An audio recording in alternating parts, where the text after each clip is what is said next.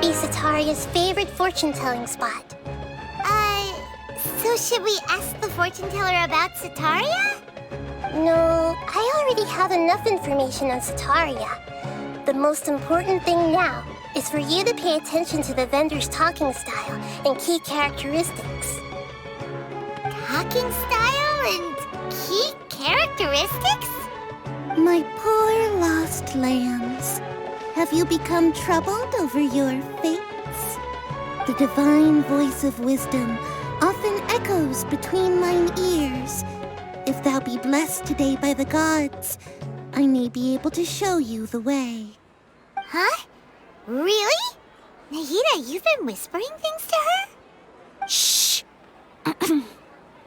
My friend here has some doubts regarding her future. Can we get a fortune reading for her? Of course, of course. In that case...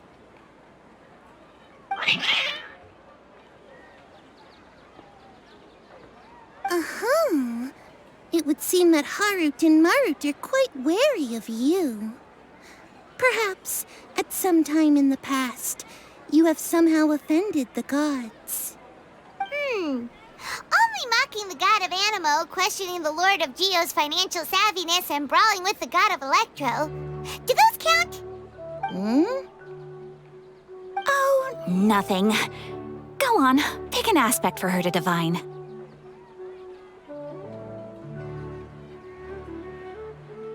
Health prospects, no problem at all.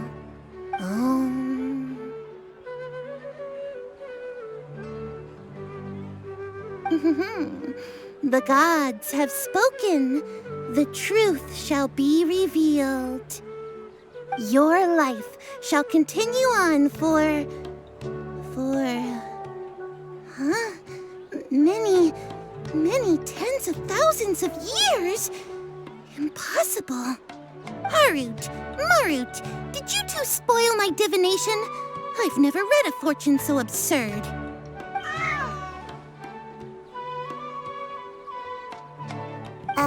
Actually, Paimon thinks this is probably the most accurate fortune-telling you've ever done. I admit that the orientation of today's celestial matrix is, suboptimal. As such, there will be no charge. Is that so? Well, that can't be helped. If you were to bring some food offerings for Harut and Marut on your next visit, perhaps they could help you reverse the wheels of fate.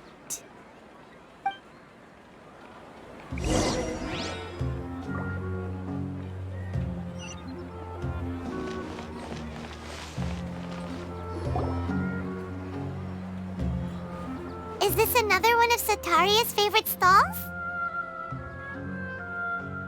Yep, it belongs to a king.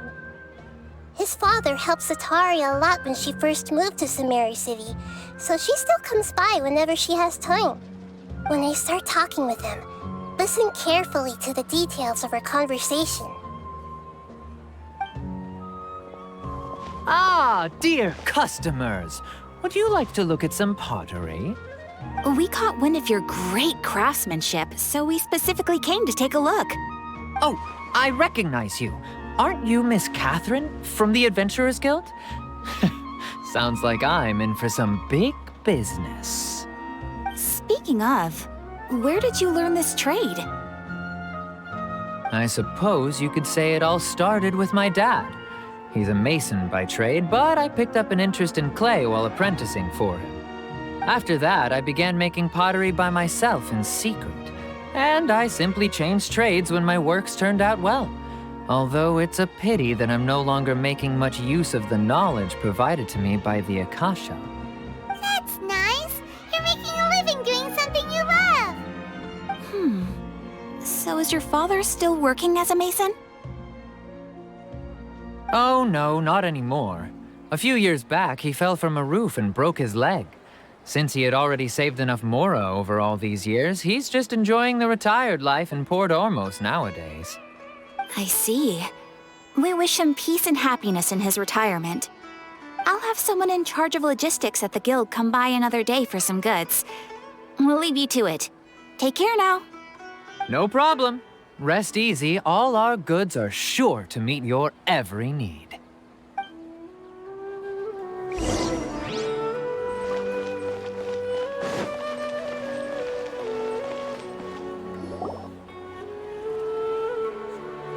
This should be our final stop. Sataria's always thinking of this restaurant when she's working at the academia, so she always comes by whenever she's out in the city. Nahida, you've really thought of everything. It's my duty to protect Sumeru's citizens, after all. Hi there. I feel like I've seen you down by the docks before. Huh? Sorry, I don't quite remember. If I recall, you were having a discussion with someone about shipbuilding at the time. Ah, that's right! I've always been really interested in feats of marine engineering. After all, I grew up in Liyue Harbor and spent my entire childhood staring at the ships going in and out of the port. I came to Sumeru to study, but failed to make it into the academia due to my lack of talent. But I'm still discussing all kinds of problems with different scholars, and I'm continuing to study and perform research from the restaurant's basement. I'm sure I'll get into the academia after their next round of exams. What an admirable spirit for learning. Amazing! Sure, but you'll find hardworking people wherever you go. So this restaurant has a basement as well? Huh. First I've heard of it. That's right. It's not usually open to patrons. Most of the time, employees use it for breaks or to hold private events. I see. Yes, that makes sense. Well, good luck with your studies, Miss Chishan. Thank you so much. As long as I can make it into the academia as an official student, I'll be happy.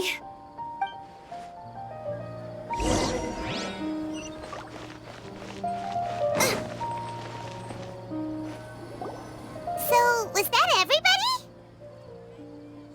Mm-hmm. 3 familiar faces should be enough for Sataria. What's the point of all the information we've collected? Nahida, you still haven't told us how you're planning to make Sataria face her problems. Sataria is already used to avoiding her problems, so we must find a way to break through her usual sensibilities.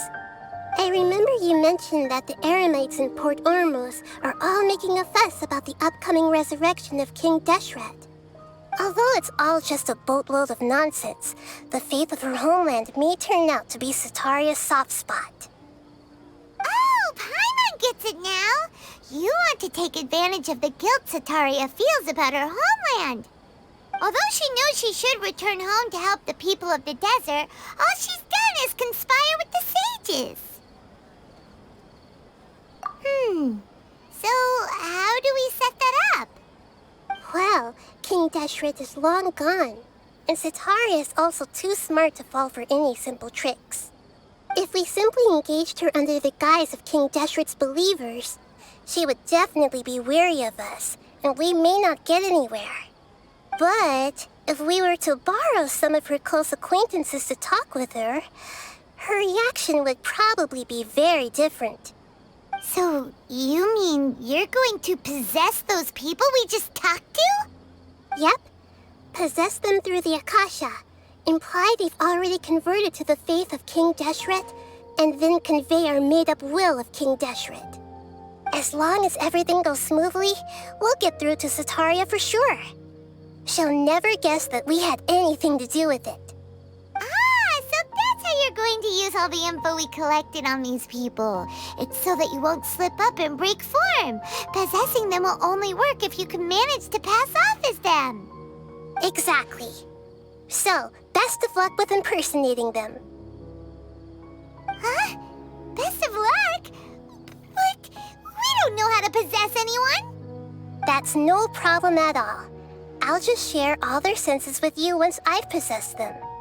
As long as you're also wearing an Akasha terminal, the effect will basically be as if you've possessed them yourself. Huh. That is pretty convenient. But why does she have to do this? Can't you do it yourself? been observing humans for a while. I've never been good at imitating them. You're not wrong. It's always been painfully obvious whenever you try to pass as Catherine. If it was at all possible, I would have preferred to leave these people alone. But seeing how things are now, I probably should just accept it and push on. Yeah, don't beat yourself up over it.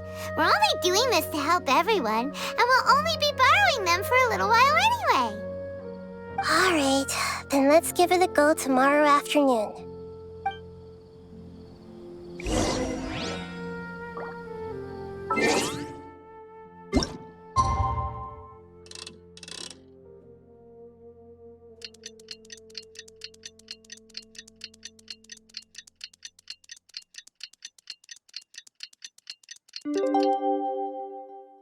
If there's nothing better to do, we could go foraging for ingredients.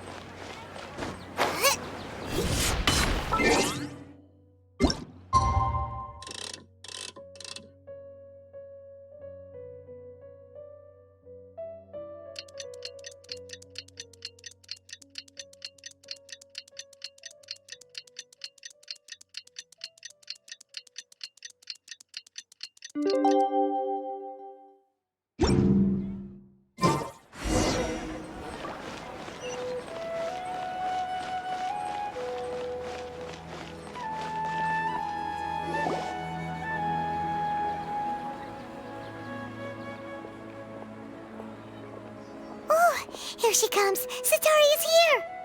Let's quietly follow her. Once she starts talking to her acquaintances, we'll find a safe spot to begin possessing them. As for how we'll sway her to our side, I'll leave that to you. I trust you'll know what to say. Paimon's starting to feel kinda nervous. Okay, let's go. Looks like they've already started talking. Let's find a hiding spot and get started.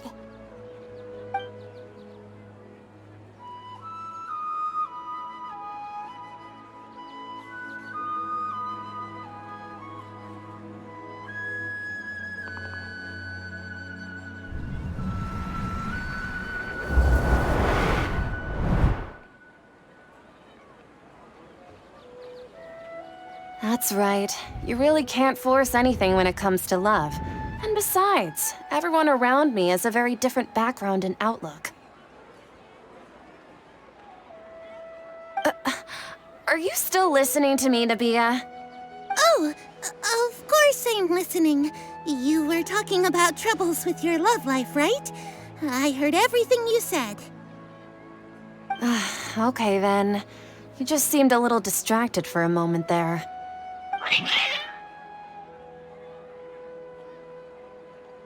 Strange. Your cats seem pretty worked up. Is something wrong? I always thought they were quiet, happy kitties. Oh, what are their names again? Ah, that's right. They are just little darlings, aren't they? Harut and Marut. So, which fortune do you want me to read for you today? You must have come for another echo of the divine voice of wisdom. I'd like to get another reading on my love prospects, but to be perfectly honest with you, I feel like I've been a real mess recently. A mess? Well, could you do a reading on how long it'll take me to finish my current project at work? I really just want to get it over with. I hear you. No problem at all. The gods will reveal the truth.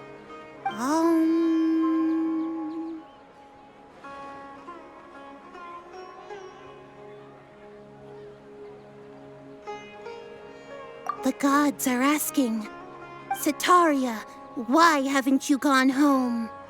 Why haven't I gone home? Do the gods really know everything I've been thinking about?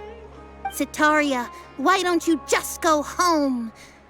It's a demand now instead of a question.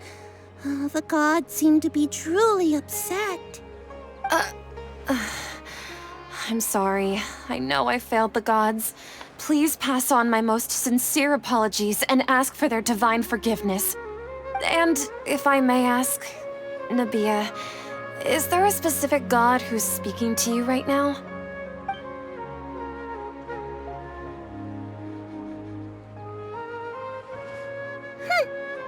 What an inconsiderate and naive question. The god who is speaking to me is, of course, the wisest and mightiest of all, King Deshret. King Deshret? No wonder he would make such demand of me. Wait a second. King Deshret passed away a long time ago. Even though news of King Deshret's resurrection has been spreading like wildfire, it's all just a misinformation campaign from the Academia. How can King Deshret still exist in real life? What insolence! I am King Deshret's most loyal believer. Do you wish to refute his voice of wisdom?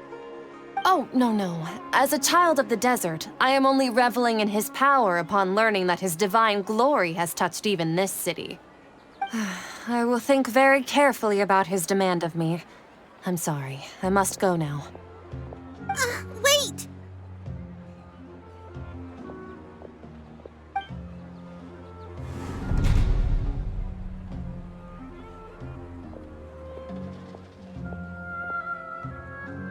Whoa, she just ran off in a hurry.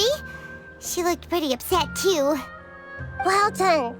Sataria didn't seem to suspect anything amiss. To have something she's been trying desperately to avoid show up out of nowhere and berate her, that must have shaken her to the core. Aw, Nahida, it seems like you understand human emotions really well after all. All I know are some abstract Harava-taught theories. And in any case, my time with you has shown a lot of them to be utterly useless. I'm still trying to make sense of everything. Anyway, enough of that. Let's hurry and catch up to Sataria. He's at Akeem's now, right on cue. Let's get ready to possess him right away!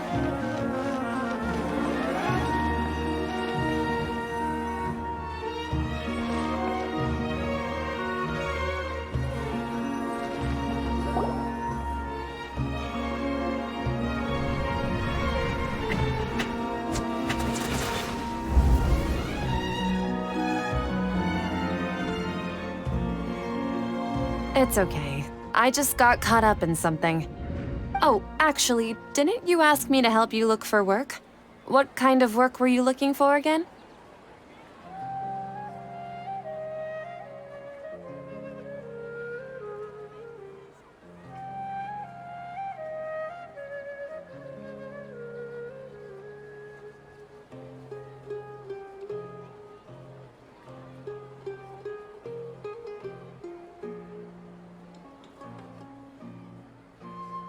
Oh, right. Your old man's craft. How could I forget? Speaking of, how's he doing? Is he feeling any better?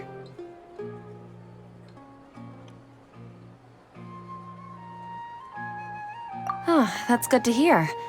I have been thinking a lot about him. If I could get some more time off, I'd love to pay him a visit. Actually, while we're talking about him, is he still living in Port Ormos? Yeah, he's been retired there for a while. If you could find the time, please write him a letter. Let him know that recently, faith in King Deshret has taken root in Port Ormos and has begun to spread across Sumeru. He has a quick temper and has always been a devout follower of the Dendro Archon. I don't want him to get into a fight with those King Deshret believers because of a difference in beliefs. Oh? So, who are you siding with in all of this? The Academia or King Deshret? I'm so jealous of you. You were born a child of the desert, yet you chose to betray King Deshret, and now you spend all your time with those crooks from the Academia. Akeem, you don't mean... you've also become a believer of King Deshret? What's so strange about becoming a believer of the wise King Deshret? In fact, aren't you the strange one? The one who still can't pick a side? Can't pick a side? Me? Whoa! Paimon had no idea you'd be so good at this. You really zeroed in on the issue and put it right in front of her. It might feel a bit overwhelming for Sataria. But once everything is over, I'll be sure to pay her a visit to her mind and explain everything. Anyway, let's keep going.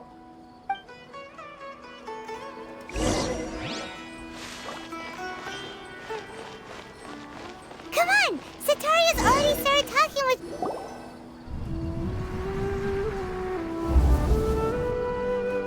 So, Shishan, have you noticed anything weird in the city lately? Like, as if someone was trying to preach to you about something? Oh, right. Speaking of strange things, I celebrated the Sub-Zerus festival so many times that I lost count. That was really weird. Wait, how could you be aware of that? That should be impossible. Nothing in the report indicated anything like that. Are you still failing to realize that the Academia's lowly tricks could never deceive all of Sumeru's citizens? Shishan, don't tell me that you've converted to King Deshret as well. What an absurd question. You make it sound like I should be ashamed for becoming a believer of King Deshret. In reality, shouldn't you be the one who is ashamed? You, who works side by side with the Academia and treated people as nothing more than experimental subjects? Please, please stop! Even now, Sataria's still trying to run from her problems. She can no longer justify everything to herself. Hey, she's trying to talk to the guards! What should we do? This is the most important part of all. Quick, get ready. Mercenary, you're a member of the Corps of 30, correct? Please help me pass a message to the Matcha right away. The situation in the city is getting out of control. Please, try to remain calm, miss. Tell me what's happening in the city. Heretics are infiltrating the city, and they've already converted many residents to their side. Heretics? What kind of heresy are you talking about? King Deshret! Many people I know have suddenly started believing in him, but he's long dead. It's impossible. Miss Sataria, nothing is impossible. You know my name? King Deshret is immortal, and all who defy him will one day pay the price. You must face the truth, Sataria. You tread a treacherous path, and the longer you ignore it, the tighter the Academia's grasp on you will become, and the deeper you will be ensnared. Child of King Deshret, never forget that the desert that belongs to you lies elsewhere. What's so strange about becoming a believer of the wise King Deshret? In fact, aren't you the strange one? The one who still can't pick a side? What an absurd question. You make it sound like I should be ashamed for becoming a believer of King Deshret. Sataria, why haven't you gone home?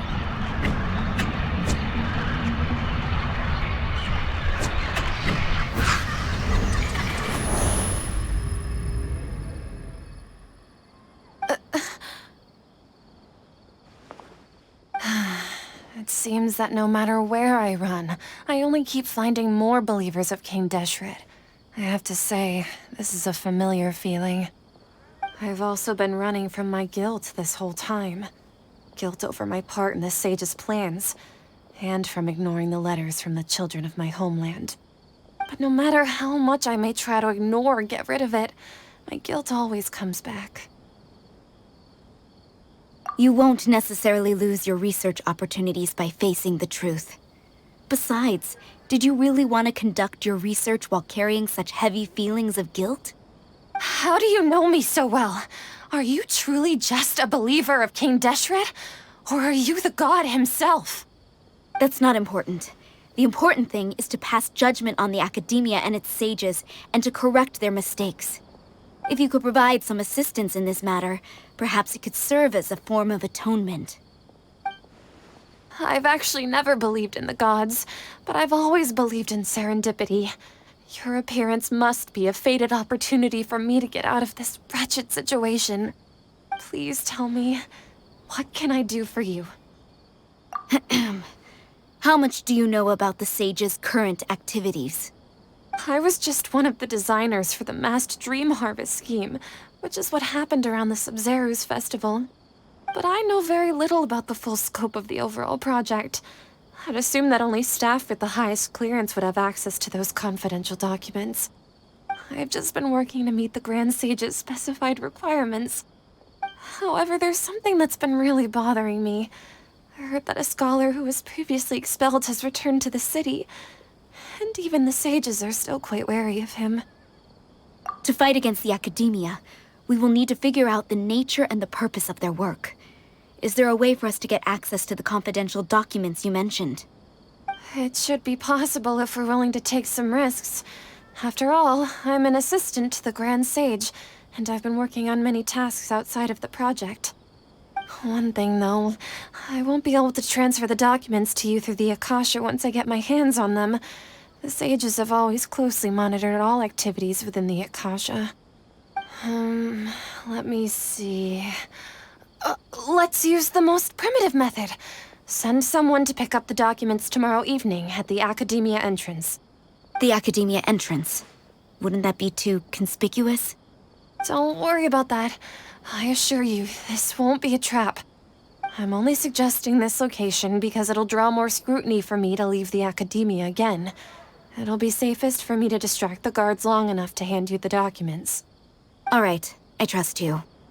So, if I were to successfully complete this task, would it mean I've atoned for my wrongdoings? That'll depend on the judgment of the Dendro Archon. The Dendro Archon. That's right. Her people are the ones we have endangered. As the God of Wisdom, she's also the one responsible for judging and guiding the scholars. Maybe it's time for me to find a god to believe in. Just as Nahida predicted, we've managed to bring Sataria to our side. The Traveler's execution was ingenious. She's the one who deserves all the praise. Well, now that we've made plans to meet again tomorrow evening, all we can do is pray for Sataria's mission to go off without a hitch. Pray? But if we're going to pray to the gods, aren't we just praying to you? God of Wisdom and Guardian of the Scholars? No. The truth is the true Guardian of Scholars. I've always believed that.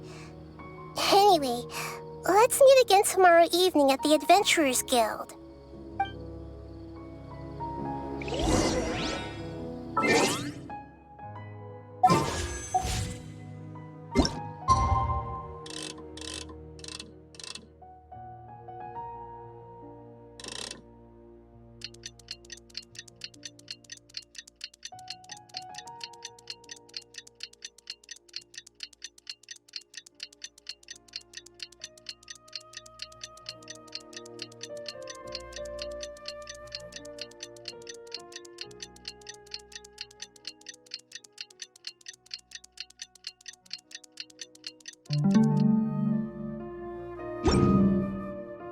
I can't decide whether pyro slimes taste better with salt.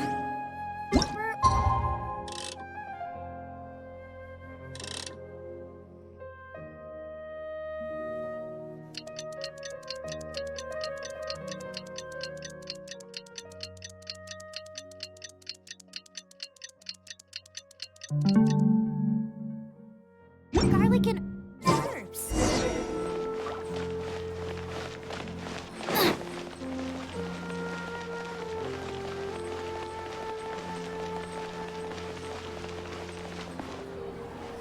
Catherine, we're here! Oh, you are the other Catherine, right? That's right. I suppose I'm the other Catherine in your mind. Shh! We're on a secret mission tonight, so we need to protect Catherine's identity. Yep, Paimon's right. We cannot fully rule out the chance that the meetup tonight is just a trap. If something were to happen, My existence may be the only trump card we'll be able to play.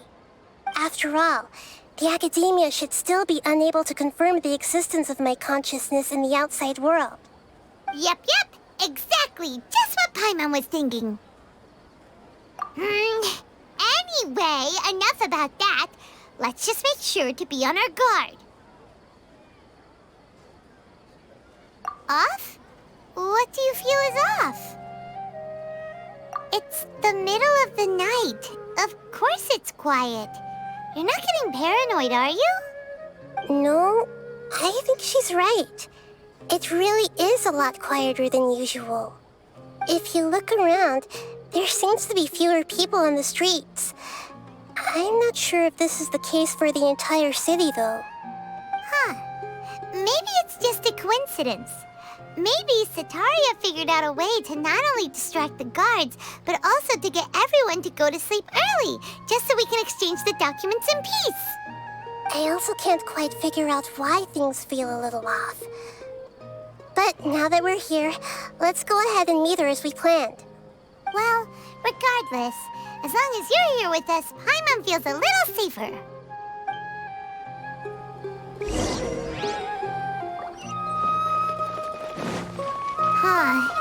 There really aren't many people out right now. Let's hope it'll be this quiet in front of the academia, and that Setaria managed to distract all the guards.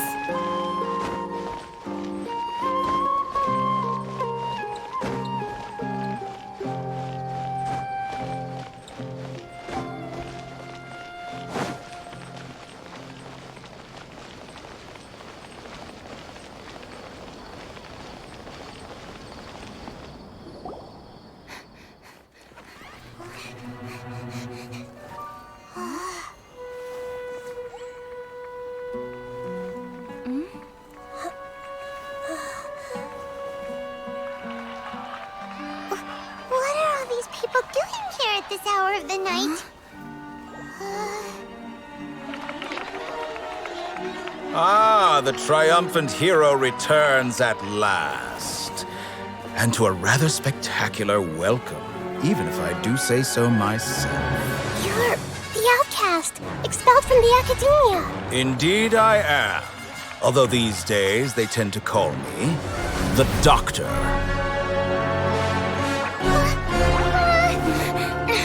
If you're looking for your researcher friend, she has already been taken into confinement. With some basic caution, she could have discovered the listening device on her person. Clearly, she lacks the degree of rigor expected of a true scholar.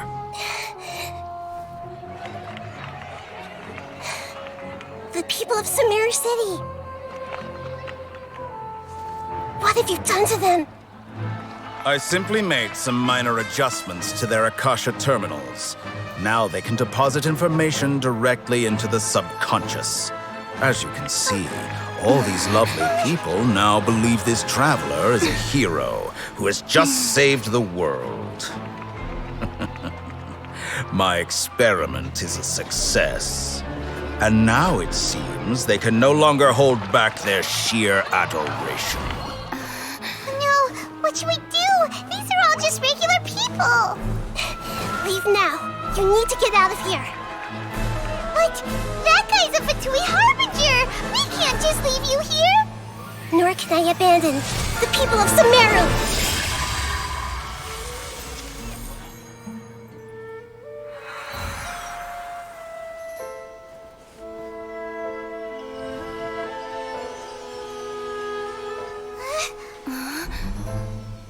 Don't worry. We'll meet again outside of the city.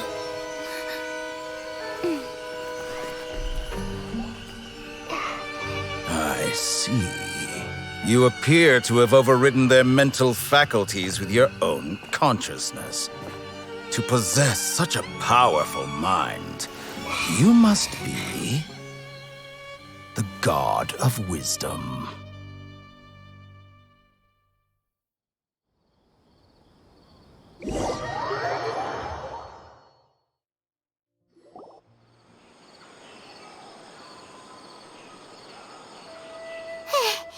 This should be far enough. Whew. Paimon needs to catch her breath first. Is the heater going to be okay? We only made it out because of her. Paimon wasn't counting on running into a new Harbinger here, let alone such a high-ranking one. That guy was number 2. So scary. He called himself the Doctor. Remember, Tainari told us about him. Sataria did say that someone who once got expelled from the Academia came back recently. And that even the sages are wary of him. Yep, sounds like she must have been talking about the Doctor. Yeah, now that the Doctor's in the picture, we're no longer just dealing with the Academia. They're in cahoots with the Fatui. But what are the Fatui after this time? Another Gnosis? Yeah, things would be a lot easier with Nahida's help. Nahida said we'll meet again outside of the city. But we can't just keep waiting around, right? You mean... Oh, right! Wasn't he invited by the sages to work on some project when we were staying with him in the Vidia Forest? That has to be the same project. Even though he turned it down at the time, he might still know something. There's no time to lose. Let's go to Gandharvaville.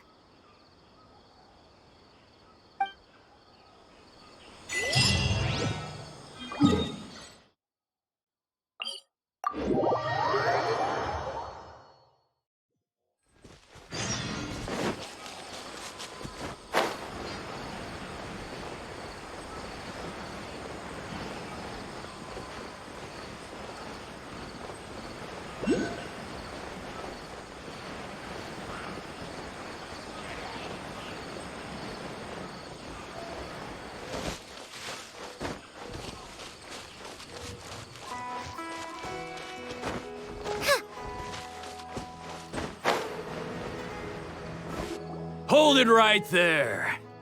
A blonde-haired traveler and a floating fairy. We've got you, all right. Take a look around. You've fallen right into our trap. Are you mercenaries from the Corps of 30? Did you come here to arrest us? Corps of 30? We're nothing like those government lapdogs who don't even get scraps for their work. We are an elite brigade that commands the highest commission rate in all of Sumeru. We're here on the orders of a client known only as the Outcast. The Outcast? An outcast from the Academia? But why wouldn't the Doctor just send the Fatui after us?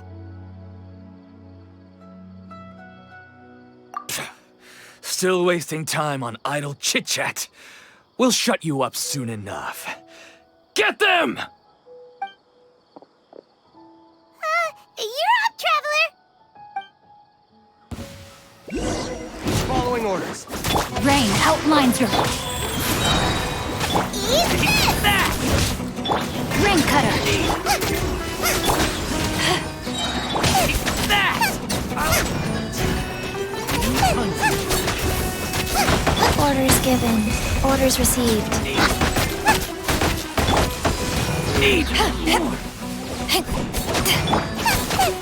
No, my sword! Out of the frying pan, into the fire! It isn't over yet! Here comes reinforcements!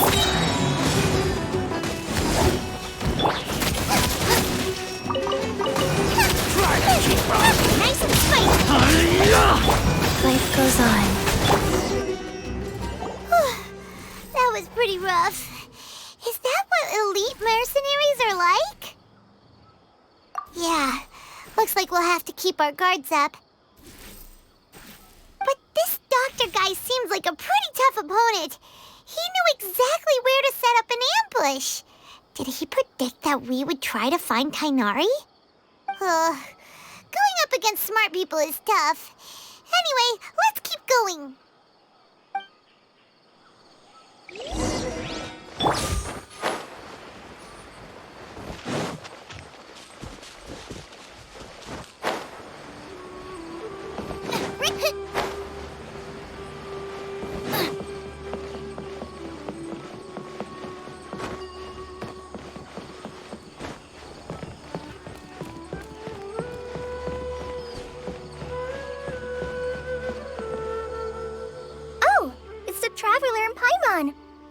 doing back here?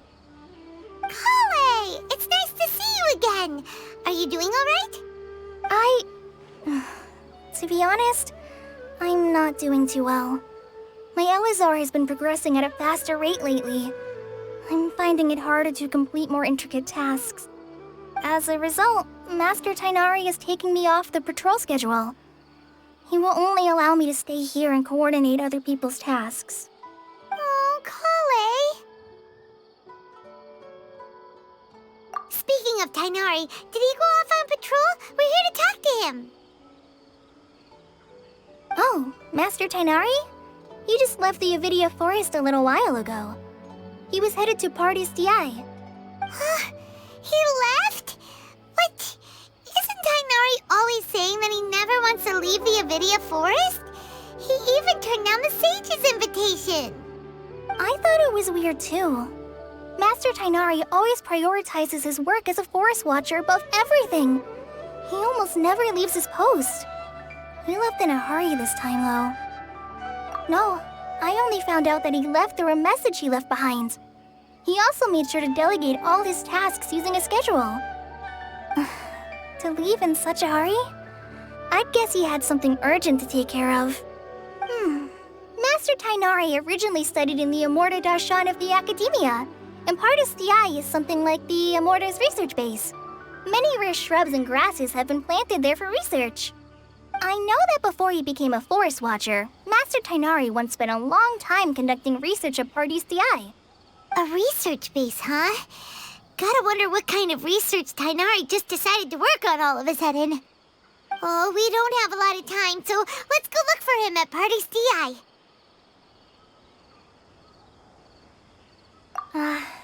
Don't worry. I'm fine. I'm used to living with Elazar by now. If you run into Master Tainari, please send him my regards. Got it. Will do. See you later, Kale.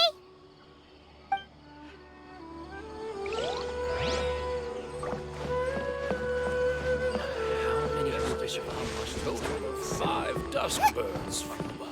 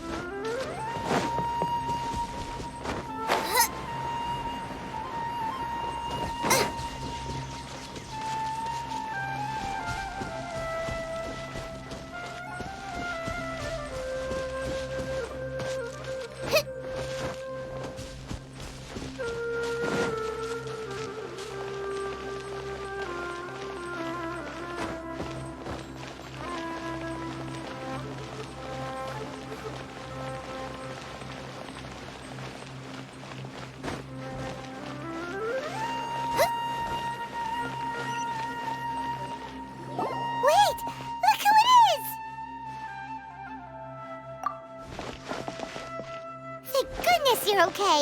We were so worried about you. Hey, this was supposed to be a touching reunion, but you're ruining the moment. Actually, it's very smart of the Traveler to be wary of me right now. After all, the Doctor has shown that his technology can apparently even control human minds. Plus, it's not like you could have known what happened after we split up and I was facing the doctor by myself.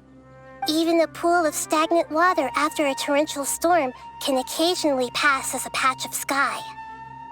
Paimon feels like only the real Nahida could come up with such an obscure analogy. Huh? But I wasn't trying to win your trust or anything. All I wanted was to clarify my point. Well, we understand that point now. Please, Nahida, tell us more about what happened. Are those poor people all right? When you left, I was still in the middle of restoring everyone's minds. Thankfully, when the doctor mentioned depositing information into the subconscious, he didn't mean engraving information into their minds. Instead, he did something closer to creating hallucinations. That was still within my power to fix. Luckily, I managed to finish my restorations and mind jump away from him just as he was about to capture me. Whew. What a relief. The doctor sure pulled out some hidden cards, but good thing we had Nahida with us. I wouldn't be relieved just yet. I gave away my true identity when I restored everyone's minds, which means we've lost another one of our trump cards. Also, the doctor is already an expert at modifying Akasha terminals. Maybe it's only a matter of time until he captures my consciousness inside the Akasha. Would that mean you'd no longer be able to jump between minds? Then how do we stop him? He's still at the academia, so it's possible he already started messing with the Akasha. Ugh, it feels like he's toying with us. What a nasty piece of work. Plus, the doctor's combat ability alone is apparently enough to make him worthy of being number 2 of the Fatui. We shouldn't give up hope just yet. Let's try to find another way to attack this problem. Actually, Nahida, how did you know we were trying to get to Party's DI? Have you been waiting for us? Yes, I have. I can see the traveler's elemental energy, so I deduced your destination by looking at the direction you were moving in. You didn't come here for sightseeing, right? Did you find any leads? We're looking for a scholar we know. His name is Tainari, and the sages once tried to reach out to him. Why don't you come inside with us and see what we can find? Okay, let's just hope we won't get him into trouble.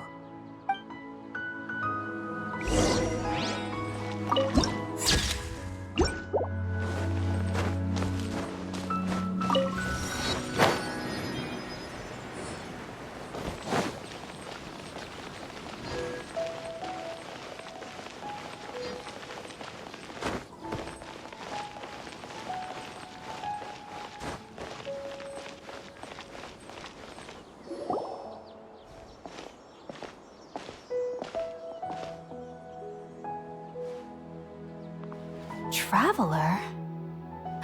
It is you! Ah, it's Hypatia! Ah, what a pleasant surprise! It's so nice to see the two of you again. Who's this? She's a scholar we met in the Avidia Forest. When we last saw each other, she was still training in the, what's it called? Satyavada life? Oh, I see. That's right, we're old friends. You've come at just the right time. Ever since I've come here, hardly anyone has even talked to me. Hypatia, you're way too excited about this. Actually, for you to leave the Avidia Forest means... you're not in training anymore? Wait, no. Did you already finish your training and reach Paripurna life? What do you think? My consciousness has already managed to make contact with the divine. You did it? Congratulations! It's so exhilarating to share this sublime joy with others at long last. When my consciousness made contact with the gods. Ah, what a supreme and unparalleled experience that was. That sounds incredible!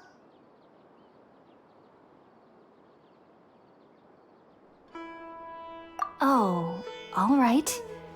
Actually, please wait. I haven't forgotten my promise to you. Remember? I promised to help you understand what you saw from Irminsul once I gained deeper insights. My current self has not only gained true insight, but I can even help you establish a direct connection to the consciousness of the divine. You can do that? I've never heard of anything like that, but if you want to give it a try, I'll do my best to protect your consciousness during the process. Hold on. I brought some spirit borneal with me. This is still a crucial part of the ceremony. We're using that incense again? All right now. Hold my hand. I'll help you establish a pathway to connect your consciousness.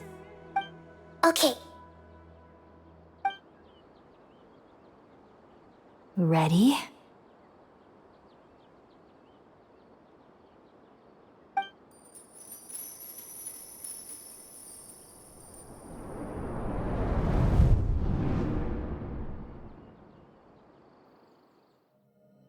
It took 3 betrayals for me to finally understand. The world is just an elaborate tapestry of lies. My fury will never be quelled. The first to betray me was a god. My creator. My mother. Valuing strength above all, she saw no worth in me and I was discarded. The second was a human. My family. My friend. Consumed by fear, he saw me as an abomination. The third was one exactly like me. A hope for the future. A fledgling barely out of the nest. Powerless before his mortality, he broke his promise to me. Humans, they can't be trusted. And the gods fill me with pure loathing. So I said good riddance. I denounced the world and laugh in its face. My chest will never again be defiled by worldly filth. I will scrub away every last trace of human emotion. Then it will be empty, a blank slate, and ready to receive a supreme gnosis, brimming with pure divinity.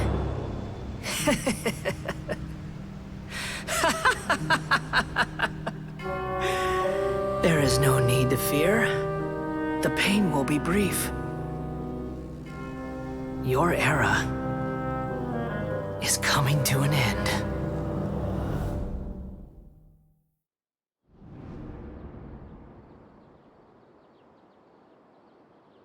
What was that?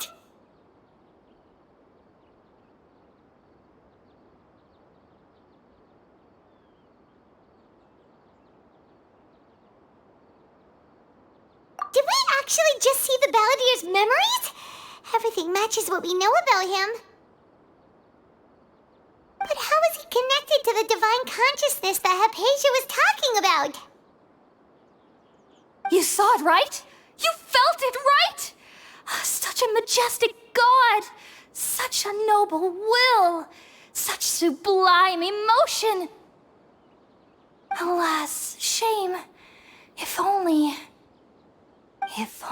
that which beats within my chest wasn't a filthy mortal heart. Oh, great and merciful God, please grant me forgiveness and salvation. Do you understand now? I'm afraid this is no periporno life, but rather... Ah! You! Why are you so mean to me? Why is everyone hiding from me? I found divine wisdom. Shouldn't I receive praise and honor? Haven't I uncovered that light in the darkness? Hypatia? That's how I always thought everything should be. Wait, Have I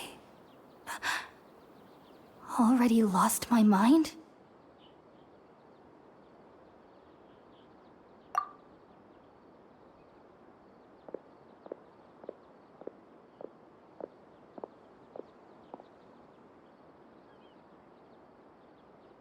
Wait, something isn't right.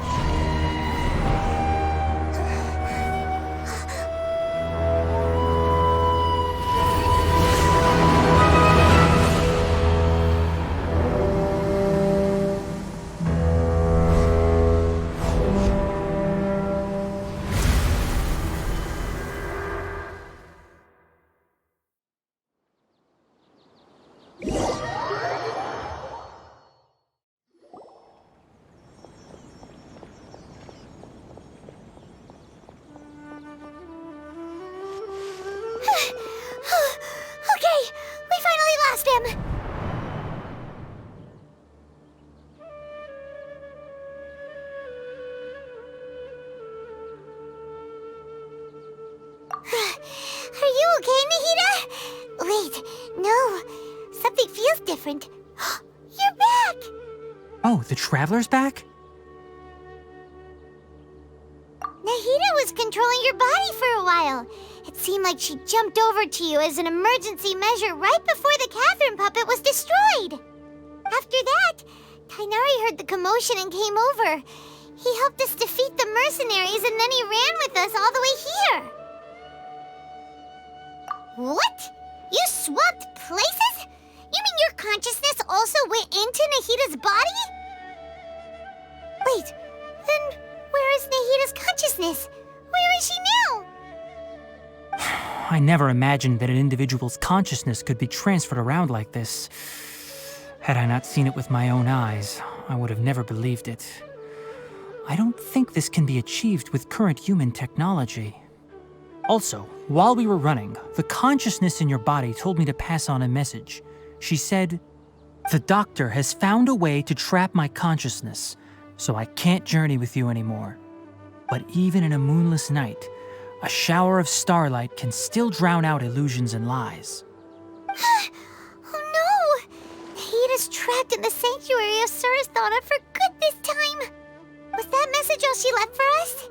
It's pretty vague.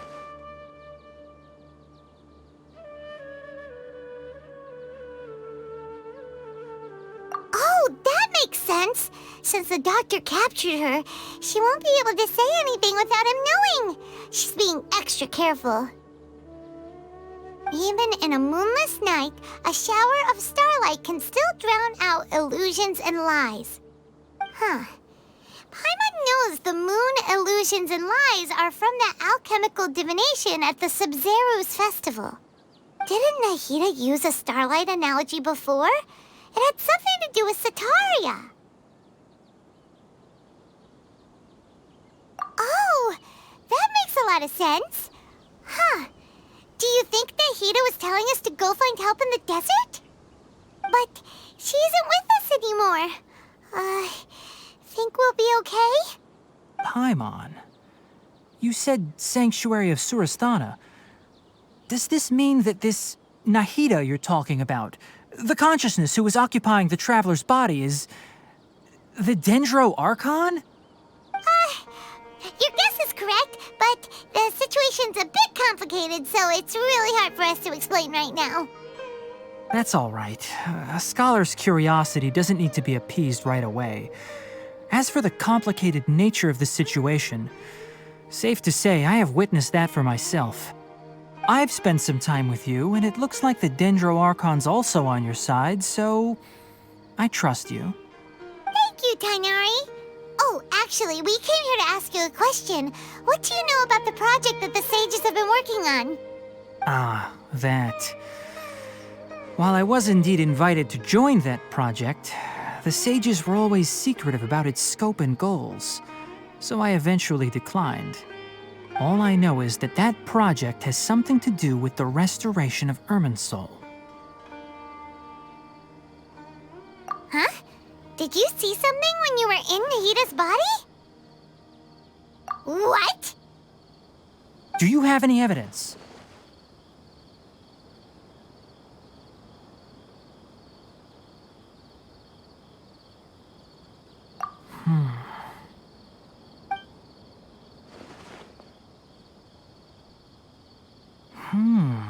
So that's what happened. That explains why Hypatia's symptoms were different from those of the other scholars who went mad. It's because she made contact with the consciousness of a new god who is still in the process of being born. Tainari, did you leave the Avidia Forest because of Hypatia? I did. I noticed Hypatia's mental anomalies, but since her symptoms were rather atypical, I secretly took her to Pardes Dii and began searching for a way to return her to her normal self. If I didn't take action, Hypatia would have already been taken by the Matra to the desert, doomed to a life of exile at Aru village. Now that you mention it, I knew the Academia has never thought particularly highly of Lesser Lord Kusanali, but I still didn't expect them to do something as arrogant as creating a new god. Looks like I made the right decision by not accepting their invitation. The Doctor and the Balladeer. We have 2 Fatui Harbingers in Sumeru. Sounds like we're in for a bad time. From your description, I don't think they've completed their project. There may still be room for us to intervene. But then, what is the connection between creating a new god and restoring Irminsul? Yeah, it feels like we're still nowhere close to figuring out the sage's goals. Right, we've pretty much gone over everything we need to know, so we should head out. How about you, Tainari? What are you going to do? I'll stay here for now. I still want to try a few more things to help Hypatia. If you're planning to go into the desert, start by heading for Caravan Rabat. That'll be your fastest route. Come find me here if there's anything else I can do to help. May the spirit of wisdom go with you. Thanks, Tainari. Hopefully Hypatia will feel better soon. We're off then.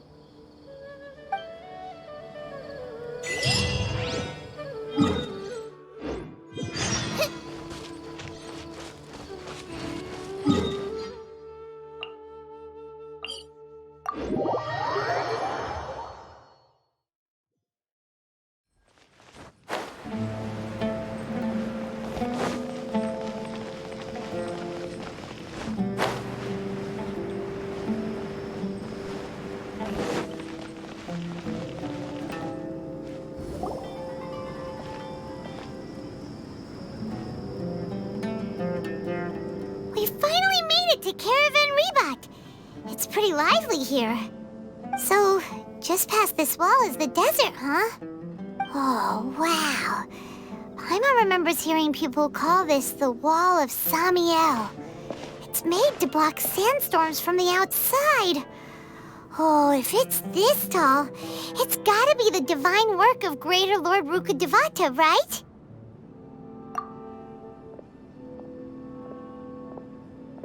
Enough gawking. Come on, follow me. Huh? Over here.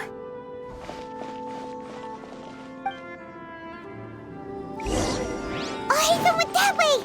Let's hurry up and follow him. Wonder what he's up to.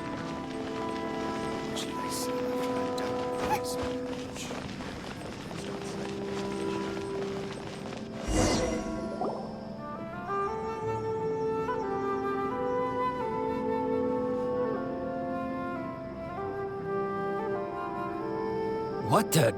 Where did she go? How did we lose them? They were just here a second ago.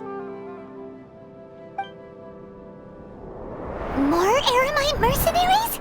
Who are they working for this time? Anyway, Traveler, it seems like we were being followed again. You were too careless. You should have noticed those hopeless amateurs trailing you a long time ago.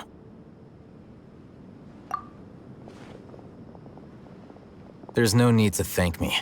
I've never cared to keep track of personal favors. All I did was correct a mistake I happened to come across. It's a habit I developed at the Academia. You really gave Paimon a scare, Alhaitham. We never thought we'd run into you here. Last time we met at Port Ormos, didn't you say you were going back to the Academia? Wait, don't tell Paimon that you're here to take us back on their orders! Oh, so you've already landed yourselves on the Academia's hit list. I can't say that I didn't expect it. However, had I wished to turn you over to the Academia, don't you think you'd already be the Eremites' honored guests by now? Oh, right. You do have a point. I have no interest in running errands for that project. As a scholar, I've always belonged to the camp that promotes researcher autonomy. And these days, you're more fascinating than anything the sages can offer. Not quite. To tell you the truth, I'm still investigating the Divine Knowledge Capsule. Unfortunately, I've run into some difficulties. Everyone says the capsule originated in the desert and was eventually moved to Port Ormos. If I am to get to the bottom of this, I must understand how the capsule first came to be. Which brings me back to you, and why you're so interesting. The leader of Ain al-Ahmar used the Divine Knowledge Capsule right in front of you, and upon seeing him, your expression became perplexed, and you were lost in thought for quite some time. To have that kind of reaction, I think you must have realized something. Are you interested at all in sharing what you've been hiding from me?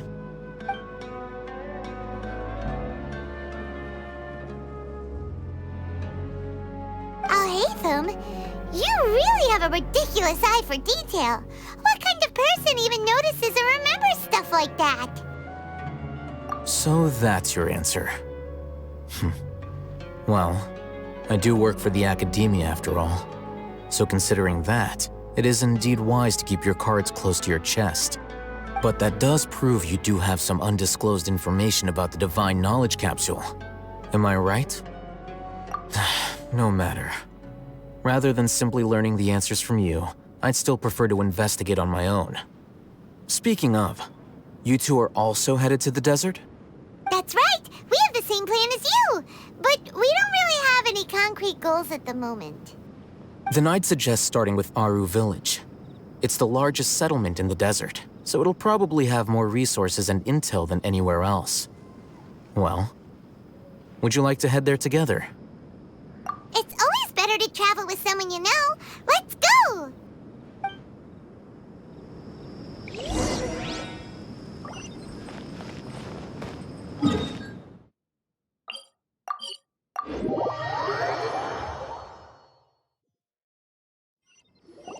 Before us lies Aru Village, the safe haven of the desert folk.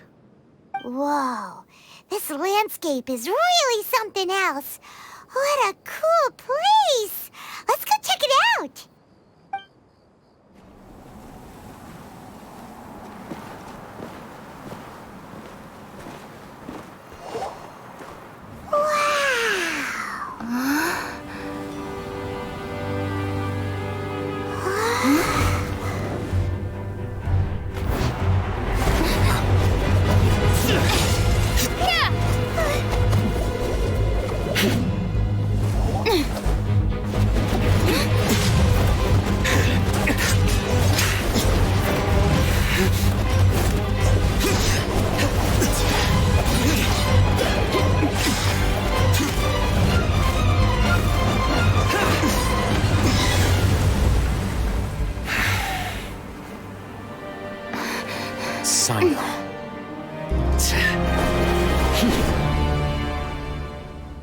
Unless my memory fails me, we have barely spoken 2 words to each other before now at the Academia.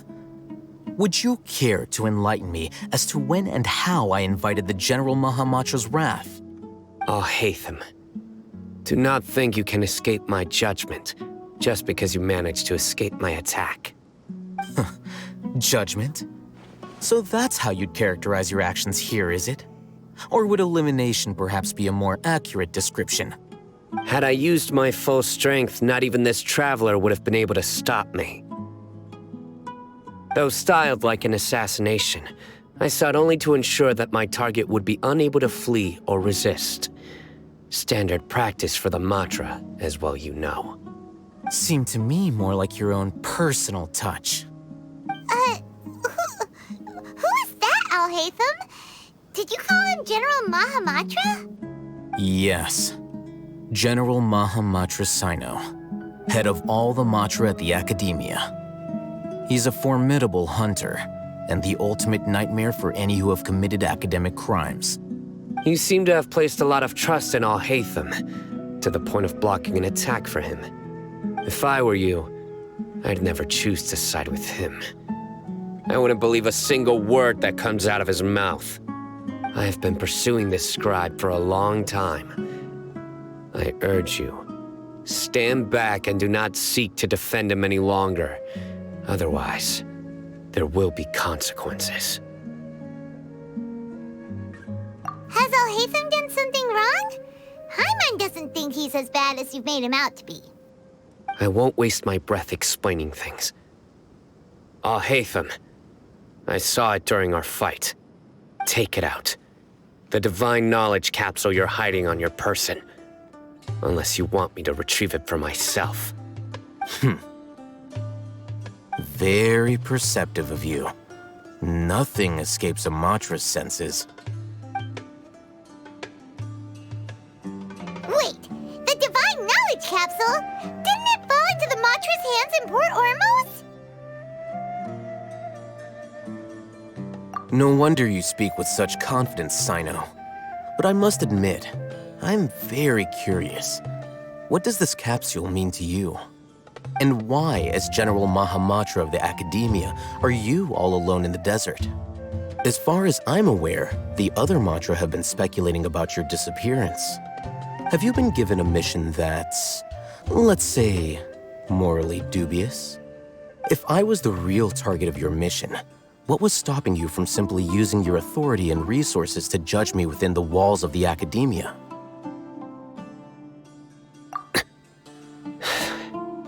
I should have known you'd be difficult to deal with. You two? Ugh! What you would do, Traveler? Paimon feels like we can't trust either of them! Ahem. Well, look at you two, acting all tough and self-righteous over there. Wait, Dia?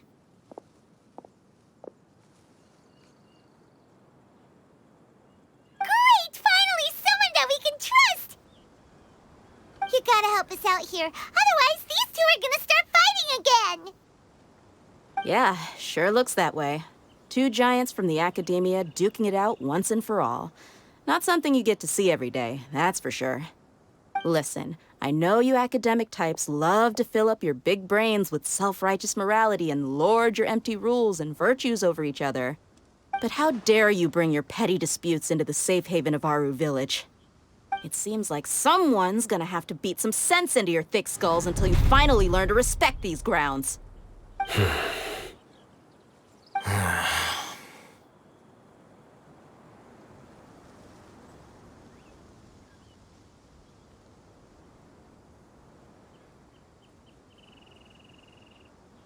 Hey, did either of you hear a word I just said?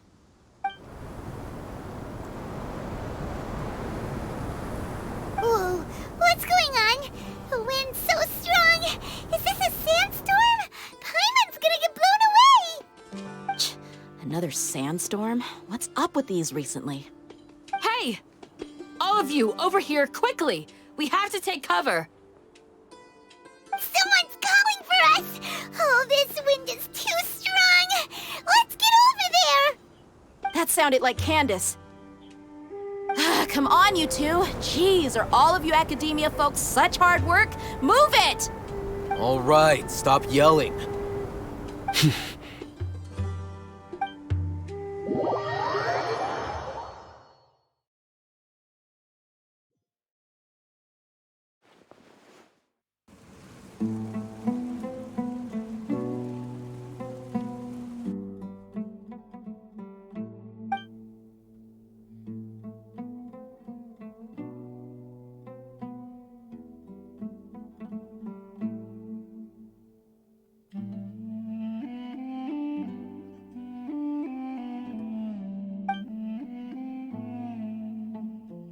Well, this is pretty awkward.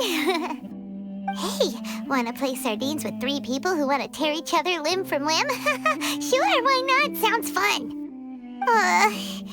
The air is so thick and heavy. Paimon can hardly keep floating anymore. My sincere apologies, everyone. This is the home of our village chief. I will have to ask you to make do with this small room until the sandstorm dies down. Please, let me introduce myself. I am Candace, protector of Aru Village. Our savior has come at last! Nice to meet you, Candace. The name's Paimon. Thank you so much for helping us. There's no need to thank me. It's only right to help each other when the weather gets rough. Wow, she's so gentle and caring, like a nice older sister. Unlike those guys over there. All right. Now that we're all better acquainted, we should return to the topic at hand. As a guardian charged with the responsibility to protect my fellow villagers from harm, I was observing your conflict from afar, even before the sandstorm started. And now that you have set foot within our village itself, it is all the more my responsibility to make absolutely sure that you pose no threat whatsoever to us. So please, have an honest and sincere conversation with one another, and put your hostile feelings to rest. If anyone dares to start anything again while they are under this roof, I will not hesitate to send them out for some quality time with the creatures of the sandstorm. Oh, on second thought, Paimon may have misjudged Candace's character. And that goes for you too, Miss Dia. Do I make myself clear? All right, we got it, Candace. That's what I like to hear. So, which of you will begin? I was supposed to be a mediator, but I might have gotten a little too involved just now. Anyway, one of those two should probably start talking. Wait, that was you trying to be a mediator? I have nothing to hide, so there's no shame in explaining myself. While Al-Haytham wasn't wrong about the other Matra not knowing my whereabouts, it's not because I've been assigned a morally dubious mission. Rather, I've chosen to exile myself. Huh? Exile yourself? A little while ago, I discovered that there was data missing in the Academia's project planning and development files. What little they did report clearly did not match the project's actual progress. As General Mahamatra, I had the responsibility and authority to request an audit. However, to my surprise, the person responsible for the erroneous data was none other than Grand Sage Azar himself. I tried to investigate the issue myself before submitting a formal audit request, but I soon found that all leads and potential pieces of incriminating evidence were carefully concealed from me. I began to realize that they were cautious of me from the very beginning. Unsurprisingly, the Grand Sage rejected my audit request as soon as the submission reached his desk. He even said to me, "The power of the General Mahamatra is granted by the sages. You have no right to judge us." So they really are up to no good. I realized then that to the Grand Sage, the Matra are nothing more than tools for the sages to assert and maintain their control over knowledge. The vows that we took, the principles that we strive to uphold, they are meaningless to the academia of today. I believed it would be wise to flee the academia before the sages had a chance to take action against me. This way, they can no longer see nor predict my actions. I will never give up on this investigation. There's no need for someone else to give me power or authority. Once I find the truth, I will administer judgment by my own name. Sino seems to have the same goal as us. We're all investigating the sages. Plus, now that he's no longer the General Mahamatra, he somehow feels a lot less scary. Well, Sino, if that's your story, then why did you see Alhaitham as a target? When I was investigating the matter in the academia, I overheard a conversation between Alhaitham and a sage. The sages asked you to investigate a blonde-haired traveler. Do you dispute this, Alhaitham? What? Like many parts of the project, this assignment was undocumented. Now throw in your suspicious behavior with the Divine Knowledge Capsule, and I think we deserve an explanation.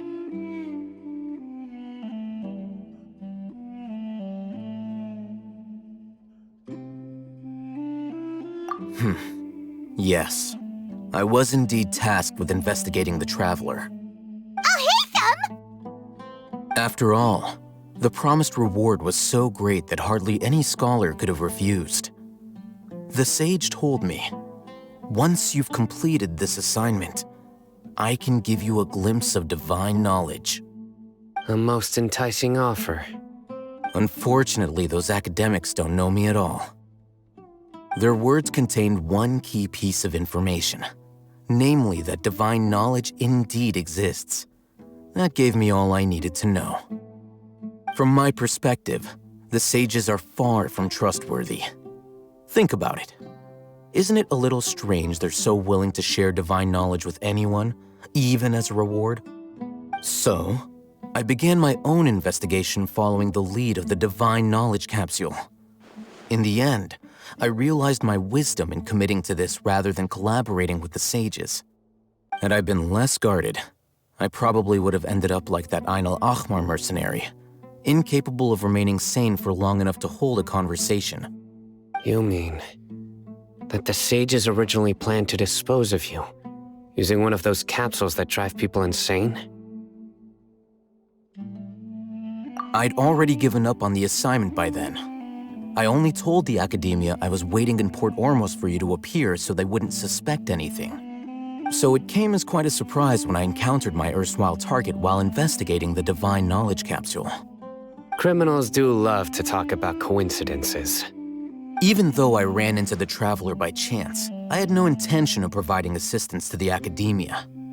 Also, you should remember, you were the ones who decided to follow me and strike up a conversation after I left that tavern.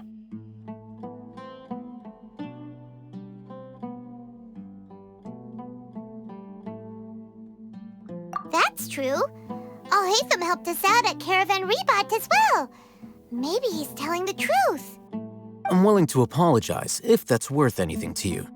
I took the Divine Knowledge Capsule behind your back because I judged its existence to be a significant risk. I felt that it would be best for no one to interact with it before it had been properly studied. After all, curiosity often proves to be the most dangerous thing in this land. You should be well aware, Scribe Alhaitham, that curiosity can also lead you to danger and suspicion. Answer me this.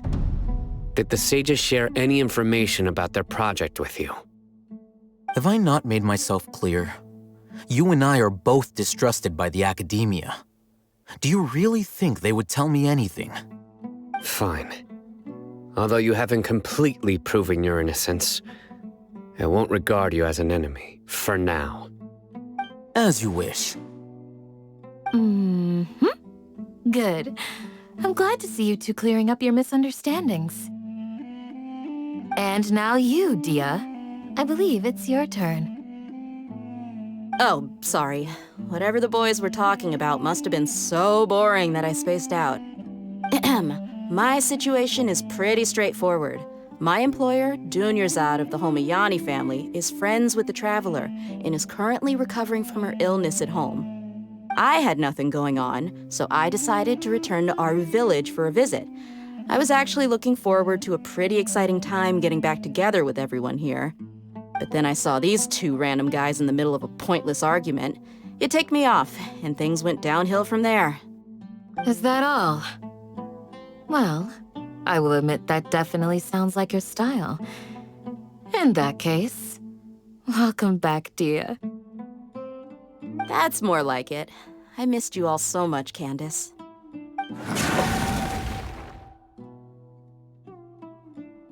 Whoa! What was that sound? No need to worry. Now that you're no longer at each other's throats, please make yourselves at home. I'll take a quick trip outside to clear out some of those creatures in the sandstorm. Creatures? In the sandstorm? Are you sure you don't want some backup? Fighting in a sandstorm is not for the faint-hearted. Anyone without extensive training in these conditions is at a disadvantage. You needn't worry. Yeah, just leave him to Candace. Don't worry, she's as tough as they come.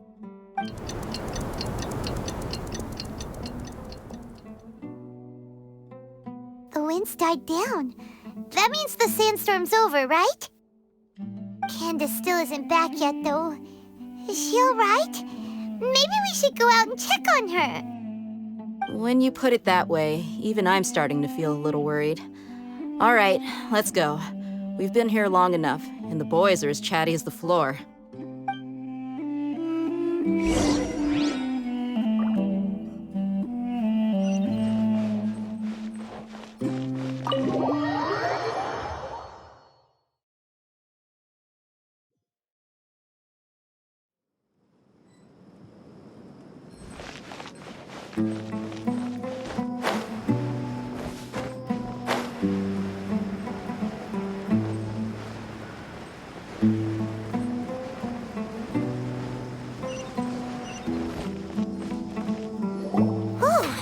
Candace, you're still fighting?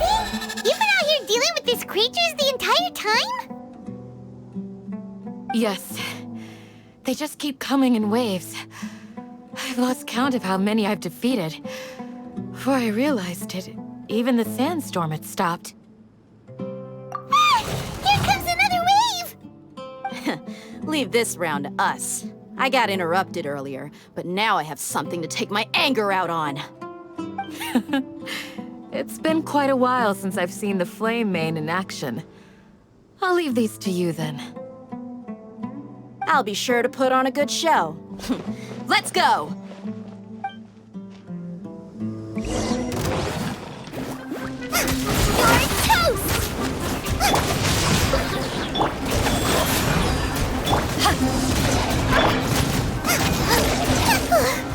Here comes another wave! When are they ever gonna let up?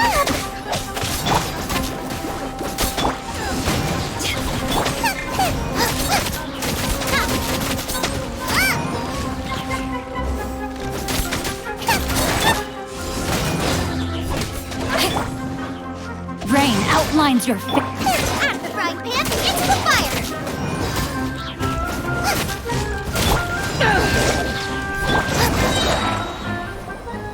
The creature stopped appearing. Was that the last of them? What we fought just now was probably the aftermath of the sandstorm. So we should be safe for the time being. Well fought, everyone. No injuries, I hope. Huh? Who are you? Ah, my apologies. I haven't had a chance to greet you yet. I had my hands full taking care of the village's elderly and children. I am the chief of Aru village. Everyone usually calls me Uncle Anpu. Sir, I am also originally from the desert, but I have not been back for some time now. May I ask if such sandstorms are common? I can't say they've always been common. but recently the storms have become increasingly severe and frequent. Besides sandstorms, we also occasionally get earthquakes. According to an investigator who stayed in the village a while ago, these unusual natural phenomena are related to the withering of Irminsul. Another effect of Irminsul's withering. So, Irminsul's withering causes withering zones in the forest, and sandstorms and earthquakes here in the desert? Everything in the natural world is inextricably connected to Irminsul. These regional symptoms can indeed be a reflection of Irminsul's present state. Everyone in Aru Village needs to take good care of themselves. Speaking of which, why haven't I seen a single village keeper since I got here? Village keeper? Who are they? Village guards like Candace? Does your curiosity know no bounds? Village Keeper is how Aru Village refers to mad scholars exiled here by the Academia. Most of them are scholars who lost their sanity after a period of training in the Avidia Forest.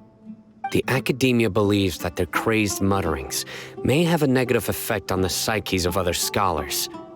So, they're forcibly exiled to the desert. Though if you ask me, it's all a boatload of nonsense. Alas, that's exactly what we've been trying to investigate. One by one, the village keepers have been mysteriously disappearing without a trace. But no one in the village has ever seen them leave. If you're planning to stay around the village for the next few days, I'd appreciate it if you could keep an eye out for them. I've had encounters with those people in the past. I'll see what I can do to help. The Matra are the ones responsible for their exile. Now that you're no longer with them, are you trying to alleviate your guilt and atone for your past sins? I'm fascinated by how you think. Mock me if you will, but if you are guilty, I will eliminate you, regardless of my position or identity. Oh, you're the former General Mahamatra. You must be an expert in these kinds of investigations. Thank you for your help. Is it because you're reminded of Hypatia? Oh, these poor scholars. First they lose their sanity, now this! We need to help get them back home, safe and sound. But, is it really a good idea to tag along with Sino? You seem like you really don't trust him.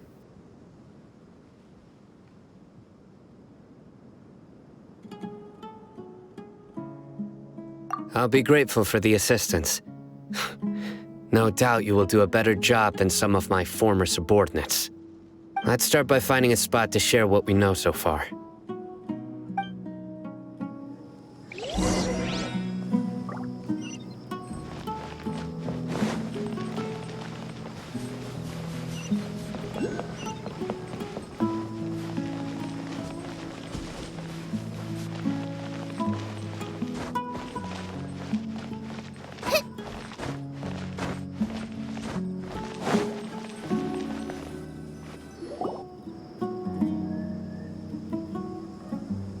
Although I've sent myself into exile, I'm still doing essentially the same things as before. Do you still have any questions for me before we start our investigation?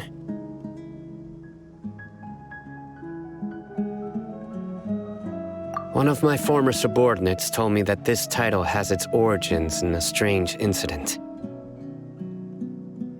The Academia has long exiled mad scholars to Aru Village. A mysterious phenomenon exists here.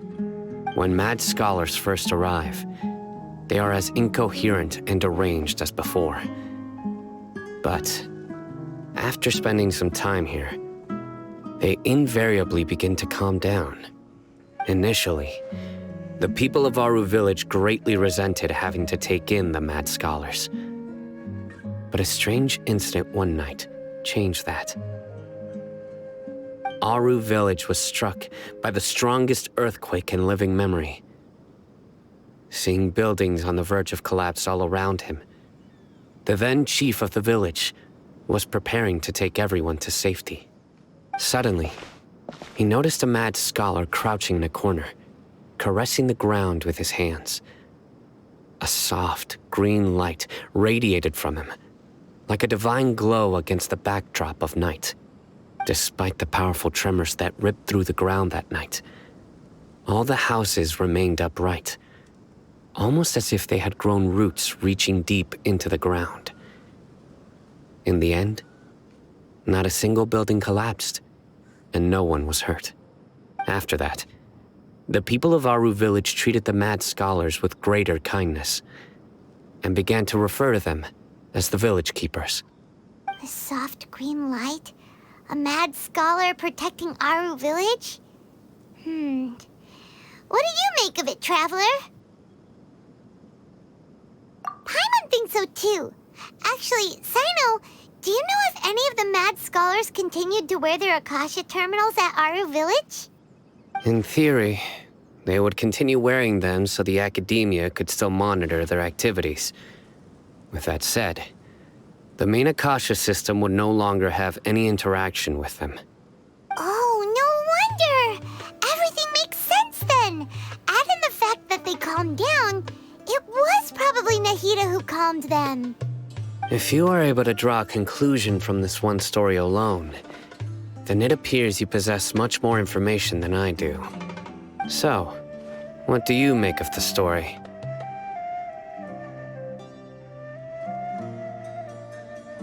Really? Lesser Lord Kusanali. What? You don't believe us?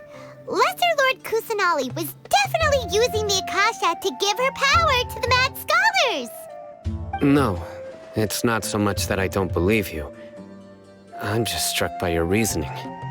Lesser Lord Kusanali, the current Dendro Archon, is she really active in Sumeru? The Academia has always placed far greater importance on the late Greater Lord Rukkhadevata. They've more or less ignored Lesser Lord Kusanali, and I've never had any reason to doubt their views. In addition, I've never heard any stories about Lesser Lord Kusanali and her deeds. To me, she might as well have been a god that never existed. No way! Nahida definitely exists! She's a... How should Paimon put it? She's a good Archon who's kind and wise, even if she says weird stuff sometimes. I've spent many years interrogating criminals, so I can easily tell when someone is lying. Good! Then you should know that we're telling the truth! That look in your eyes. I've never seen that from a liar. You two really must have met Lesser Lord Kusanali. How can this be? To think, our Archon has been amongst us this entire time. Alright, now it's our turn to put our skills to good use for this investigation. But easier said than done, especially since we don't have any leads. Maybe we can start by knocking on some doors. Excuse me, are you here to help me find my grandpa? Huh? Who are you? By the sounds of it, a resident of this village. My name is Isak. You'll help me find my grandpa, right? Is your grandpa a mad scholar? Hey, don't say that. Grandpa is just Grandpa. Why do you have to call him that? It's not like he's a bad person or anything. The person you're referring to is not a local, yet you are. Why do you call him Grandpa? Grandpa is just Grandpa. He's my family. I heard everything you said to the village chief. Please, you gotta take me with you. I want to find my grandpa. I swear I'll help. I won't be a nuisance. Ah, so you're the one who was eavesdropping on us around the village chief's house. I was planning to go out and take care of whoever it was, but I had a vague feeling that they didn't harbor any ill intent. Whoa. Haven wasn't kidding about Matra having sharp senses. He's just a kid. All he wants is to find his grandpa. Let's find a way to help him. Sorry, I was only listening in because I wanted to know where Grandpa went. Honest. If you don't believe me, you can ask Miss Candace. All right. But first, let's confirm the facts with Candace.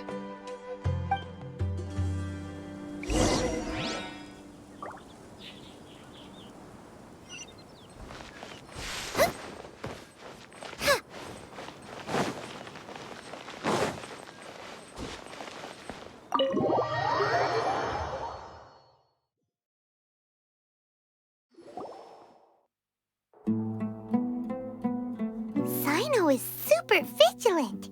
Is this what all the Matra are like? Ah, you're back already.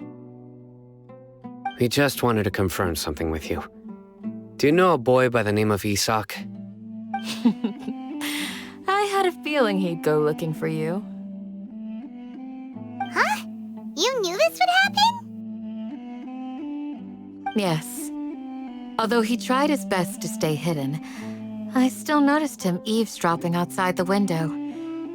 He really wants to get his grandfather back. Isak's parents were both Aramite mercenaries who rarely returned to the village after finding employment in the city. He was raised by his grandfather. Unfortunately, it was only a few years before his grandpa passed away. Isak was still very young at the time, so various families in the village took turns caring for him so he could survive. Later, an elderly mad scholar arrived at the village. Isak thought the scholar bore a striking resemblance to his grandfather, and thus often spied on the man. However, the scholar was unkempt in appearance and incoherent in speech. Although Isak referred to the man as his grandpa, he was afraid and didn't dare to approach him. One summer night, the oft mumbling and bumbling grandpa suddenly calmed down and seemed to become more lucid. He even noticed Isak hiding in the distance. So Grandpa walked up to Isak and patted him on the head. He even took Isak to the entrance of the village, where he patiently taught the boy the names of the stars and accompanied Isak until he fell asleep. The next morning, Isak woke up and wanted to go find his grandpa again, only to realize his grandpa no longer recognized him. However, even so, Grandpa retained his calm expression. It's said that those who saw the scholar claimed he no longer appeared to be crazy, but appeared to be living in his own world, almost as if he were sleepwalking. Isak was thrilled that his grandpa was able to find peace and would follow him all the time, asking him things like, "Grandpa, want me to take you somewhere fun?" Or, "Grandpa, could you tell me stories about the stars again?" All this somehow just makes Paimon feel really sad. It seems like they both deserve so much better. Perhaps. Nearly everyone who lives in the desert has some form of hardship or regret. But even so, we must still continue on with our lives. It's also my reason for fighting. I must continue to protect this land.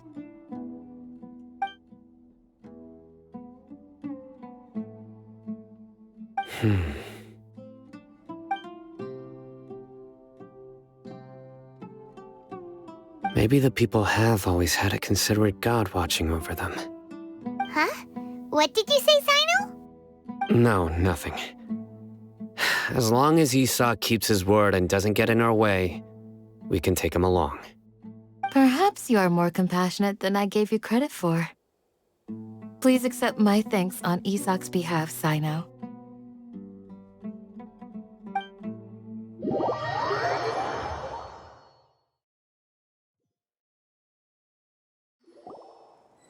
Hey, Isak! Oh, it's you guys! We've cleared everything up. Let's go find your grandpa. Really? Wow! Thank you so much!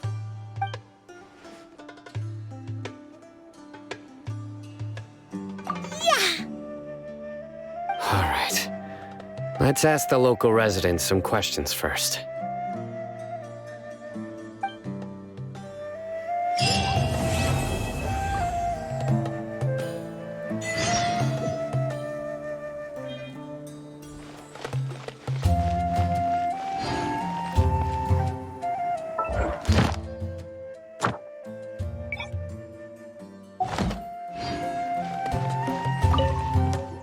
Excuse me, did you happen to see where the missing scholars went?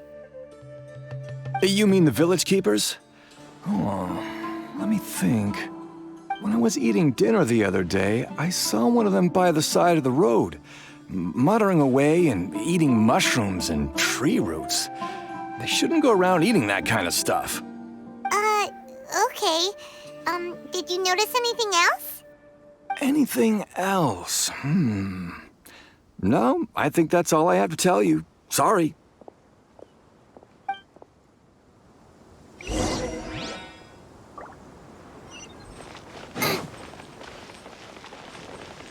Guys. The scholars that have gone missing. Have you seen them? Those eyes. Those fierce eyes. You look like a real fighter. Don't change the subject. Right. You were asking about the mad scholars. I think it's been a few days since I last saw them. I usually go to bed pretty early, so I'm not too familiar with what goes on at night. But honestly, I feel quite sympathetic towards them. Even though they act a little strange, they've helped me in the past. If it weren't for them, my house would have collapsed long ago. Do you also think Grandpa and the others are good people? Grandpa? Oh, hello there. It's little Isak. You mean that nice man who looks like your grandpa's long-lost twin, right? He was actually the one who protected my house. I saw it with my own eyes. He happened to be staying near my house that day and was doing something with his hands on the ground. It still feels pretty surreal now that I think back on it. Did someone teach them how to do that? Well, whatever the case, I'll always be thankful to him and whoever taught him to look out for others. I'm pretty sure that if I ever went mad, I wouldn't be able to do anything like that. Gotcha. Thank you.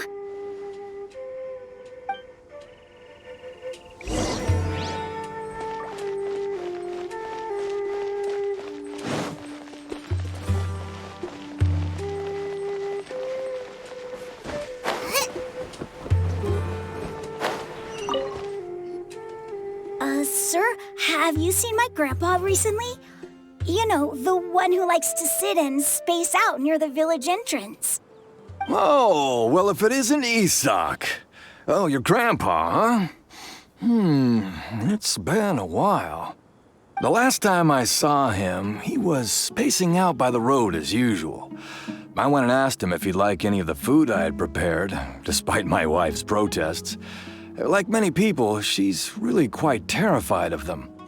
And speaking of my wife, she's still always complaining about how I don't make enough mora. That might explain why she's always mad at me. Oh, thank you. Thank you for taking care of him. It was nothing. You're looking for him, right? Did he go for a walk and get lost? Yeah. That's no good. Well, once you found him, come by my place again and I'll cook a little something for the both of you. I've known you since you were very young, so as far as I'm concerned, you're family. Please feel free to come by anytime. Wow, what a nice guy! Okay, thank you, sir. Huh? Don't say anything for now. Isak, stay here. Let's head over there. Stay quiet as you move.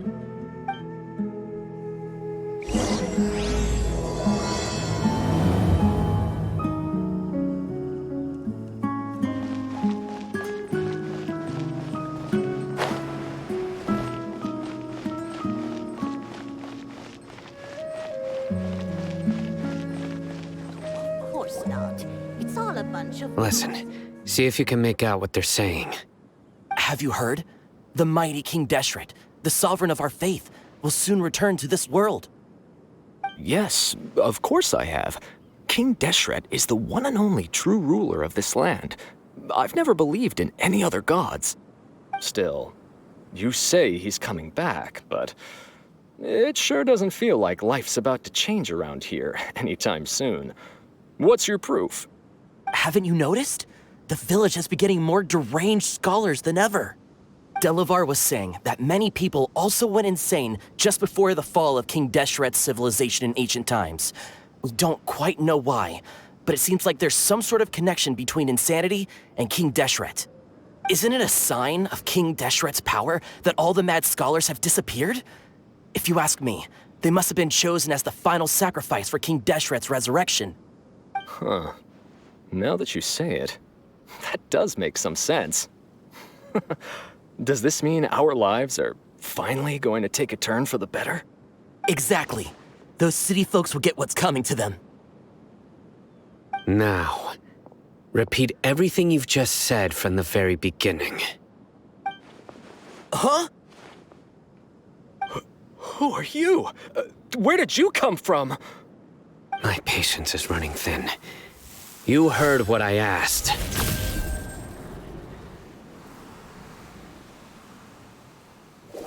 Yeah! Bro, this guy's something else. Just look at his eyes. One wrong move, and he's gonna flay us alive. Let's not get on his bad side, okay? I am no match for this guy. Oh, okay, good sir. What is it you would like to know? Tell me about King Deshret's resurrection. Well, I only know a few things from hearsay. I went for a drink the other day and heard others talking about a rumor that the madmen will disappear and that King Deshret will return to this land. I'm not making this up, I swear! Hey, go on. Keep talking. It's true. It's all true, sir. We desert folk have had more than enough of those people at the academia. They keep sending us all their mad scholars and won't let us have a good life. Would you want to live like this if you were in our place? The radicals were even more thrilled than me when they heard the news. We're all praying for King Deshret's speedy return. Delavar also said that once King Deshret returns to our side, it's only a matter of time before we conquer the land on the other side of the wall. They're all willing to serve under King Deshret and fight for a share of the glory. Is that so? Seems like he still wants to know more. Keep talking. Got it.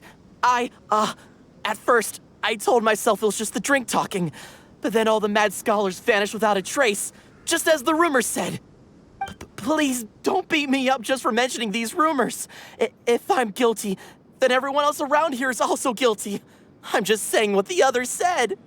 The people here really like King Deshret, but dislike the Dendro Archon. Where is this radical person you talked about? I haven't run into him over the past few days, so he probably hasn't been around the village. What about you, man? Have you seen him at all? No, not at all. We wouldn't dare lie to you. He's really not here right now.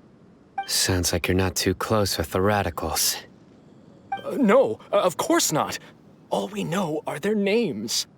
I have many ways to stop you from talking. And many others to stop you from sending warning messages. So you'd best just stay home and hope I don't hear of you trying to contact anybody. Don't do anything until I've gotten to the bottom of this. Try something foolish, and even Candace won't be able to protect you. Yes, got it.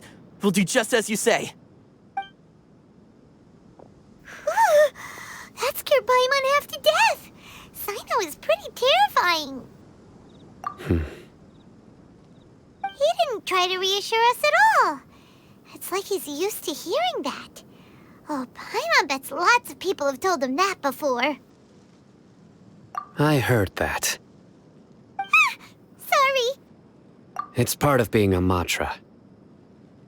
The rumor we heard just now seems like a strong lead. But we need to check a few more places. Very well. Isak! I'm here! Where's your grandpa's house? Well, I can take you there. Just follow me.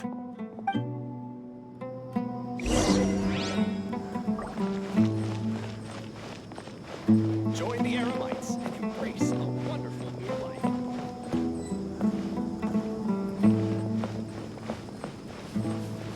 Grandpa, he likes to be alone. Sometimes he stares at the sky in a daze, and other times he just pokes at the ground with his fingers. Every now and then, he yells out at the top of his lungs, so a lot of people are really scared of him. But he's a good person, really. I know he is. I swear, he's just like my real grandpa.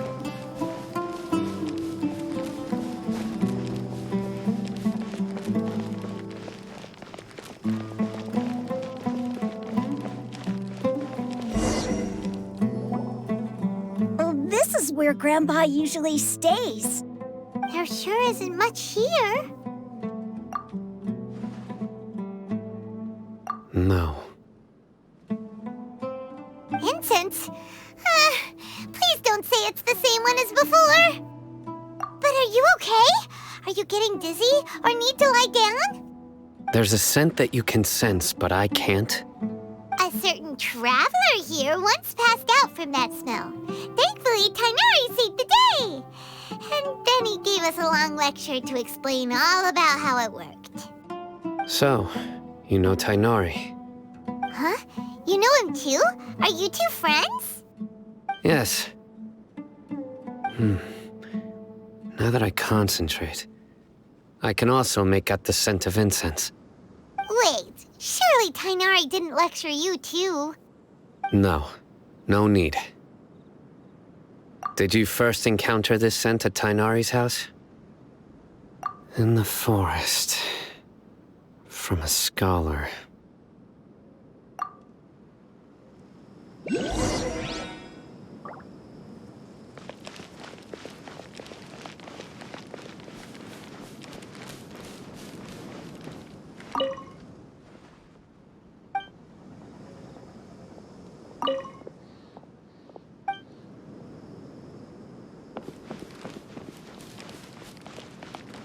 Life goes on.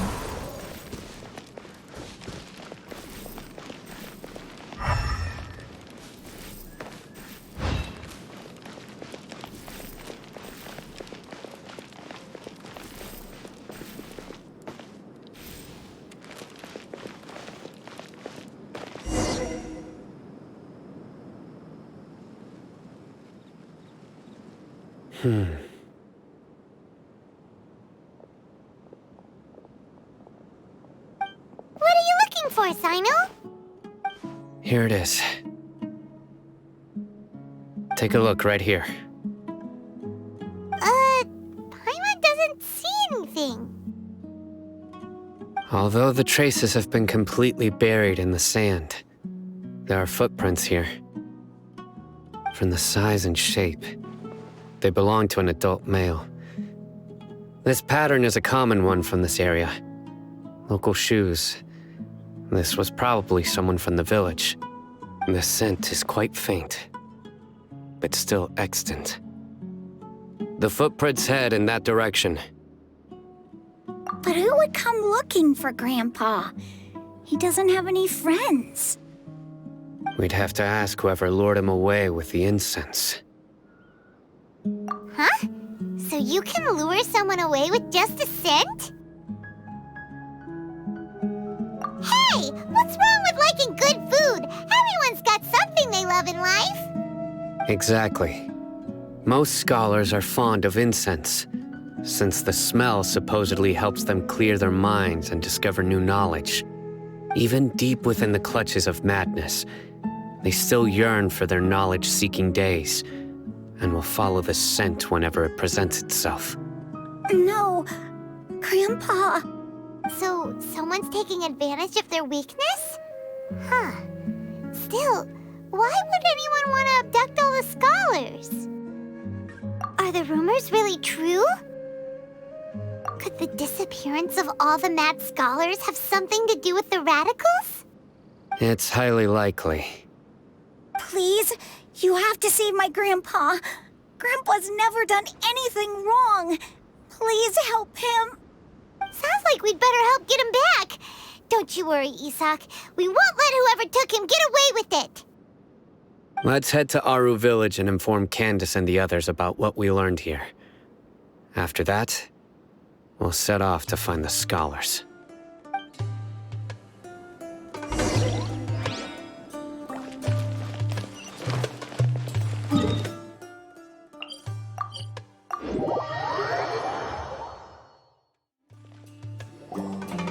Right. The darker fabric definitely looks a lot better. That'd be my choice, too. We're back, Candace! We've got a lot to tell you. Ah, welcome back. Sounds like everyone's friends already. Oh, Dia's here too! You bet. So, everything goes smoothly? Reasonably. Alhaitham didn't go with you? We haven't seen him at all. Huh. I saw him around the village entrance earlier and figured he was investigating with you. I guess he must have gone off on his own. Did you find out anything useful?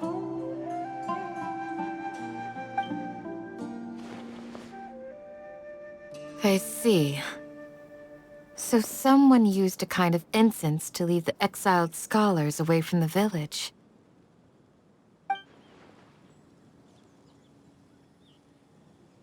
The resurrection of King Deshret? First I've heard of it. Far as I know, the kind of incense you just mentioned is only popular beyond the wall. Scholars are fond of it, but as you can see, there aren't many scholars still studying around these parts. No seller would be able to make a profit here. Not to mention, making incense is a labor-intensive process. You won't see anybody in the desert with the patience to make or sell something that requires that kind of effort. It seems someone from beyond the wall must have been supporting this. Makes sense. So what should we do then? Do we go back to the academia and search for leads there? If it was any other day, that would be your next logical step. But today, you've got me on your team, so you get an extra tip. Didn't you say that the villager got his news from the tavern? Well, I also like to drink at the tavern, so I know a thing or two about these radicals he mentioned. If Paimon remembers correctly, the leader of the radicals is some guy called Delavar. Ah, yeah. Delavar, the scar-riddled bandit, Engur, the wide-eyed butcher, and Jabari, the duck-tailed bearded crook. The whole lot of them are known around these parts.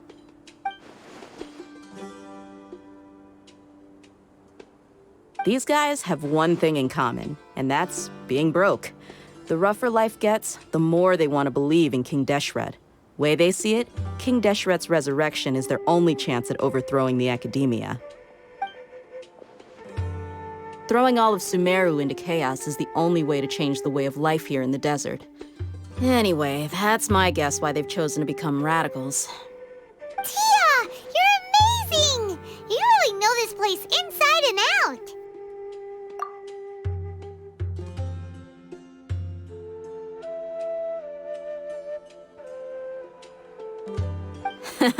No merc can afford to slack off on gathering intelligence.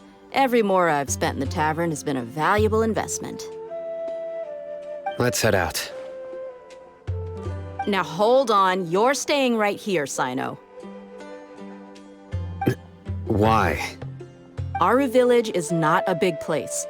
Outsiders stand out here like a sore thumb. I'd bet word about you has already gotten out. The desert is unforgiving, so the way of life here is also a lot tougher than on the outside of the wall. You survive on making connections out here. Compared to you, mercs like me are just third-rate amateurs. I've got no actual fighting skills to speak of. But that also makes it a whole lot easier for me to gain the locals' trust.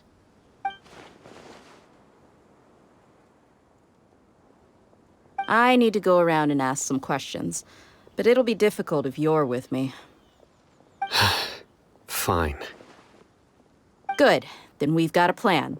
The Traveler and Paimon will go to Caravan Rebot with me, and we'll try our best to figure out where the mad scholars have been taken. Sino, you'll have to stay in the village and continue investigating on your own. All right, sounds like a plan.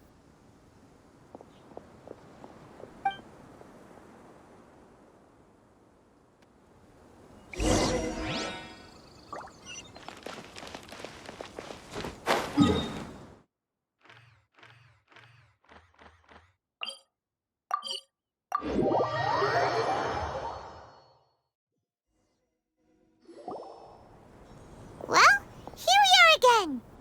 Sounds like you're starting to get familiar with the area. Paimon's amazed every time we see the wall of Samiel. How can a wall this tall even exist? It's almost unreal. I know what you mean. I had the same question every time I walked this way when I was a kid. Also, why is this high wall here? And can a wall really block sandstorms? It was only after I grew up that I realized the wall of Samiel isn't just there to keep out the sandstorms. It serves a more important purpose, keeping out people like us. Sumeru is run by wise and mighty sages. To them, us desert dwellers are nothing but tools that can be used and discarded at their whim. We're cheap labor, like livestock, but easier to control. Nothing more. Even if a child from the desert got the chance to obtain an Akasha terminal, almost all their requests for knowledge would be denied. The academia believes we're underserving. Geniuses like Sataria are 1 in a million. The other children never get a single chance to try and rewrite their fate, even though the academia knows very well that we're humans, just as they are. That's terrible. I would tear down this wall with my own hands if I could.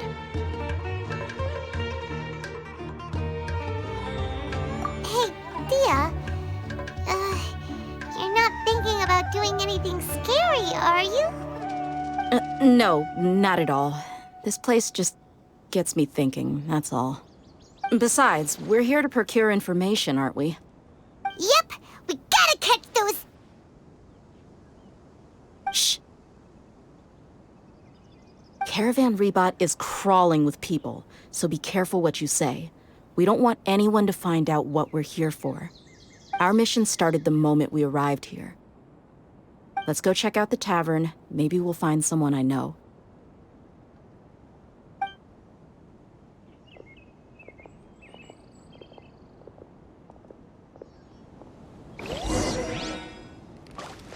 Rise.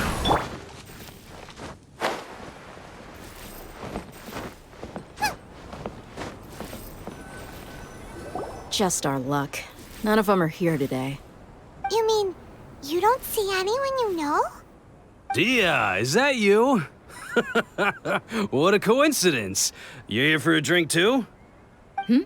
Zaki. Finally, a friendly face. Oh, and who do you have with you here? Guests from another land? Hello. I'm Zaki. Dia's, how would you put it? Drinking buddy? We've had drinks together a few times. You could say we go back a ways. Anyway, as far as my friends here, they aren't too shabby, are they? You rarely see any Outlanders so friendly and respectful nowadays. Absolutely. Much better than those people on the other side of the wall. So, Dia, are you looking for someone? Yeah. Have you seen Engur, Delavar, or Jabari recently? Of course I have. Matter of fact, we were all here drinking together just a few days ago. I've got a spice trading deal from another nation. I thought maybe Delavar and his friends might be interested. Know where I could find him? Ah, how thoughtful of you. Then I assume you also know that Delavar's been having a hard time making ends meet these days, so you came here to help him out? Hey, keep it down. Let's just say I prefer to keep this deal a secret. Y'all at Caravan Rebot are like family. If there's more to be made, why not do it together? Besides, Delavar and his friends have muscle. They'd be a good fit for escorting the goods. Yes, how considerate of you. Delavar's my friend too, so of course I can take you to him. Come with me.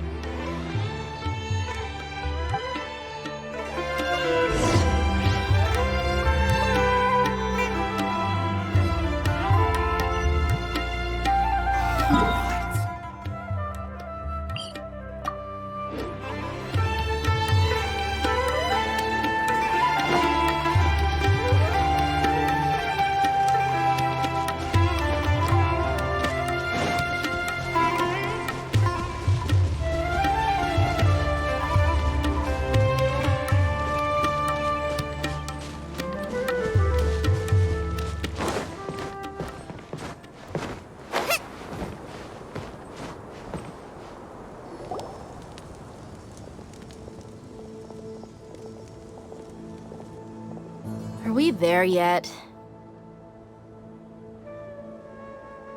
Yep, this is the place. This place is practically deserted. What are they doing in a place like this?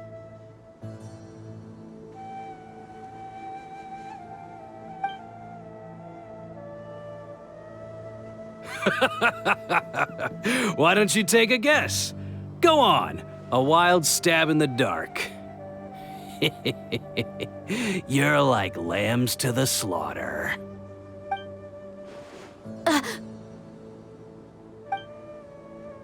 no! It's an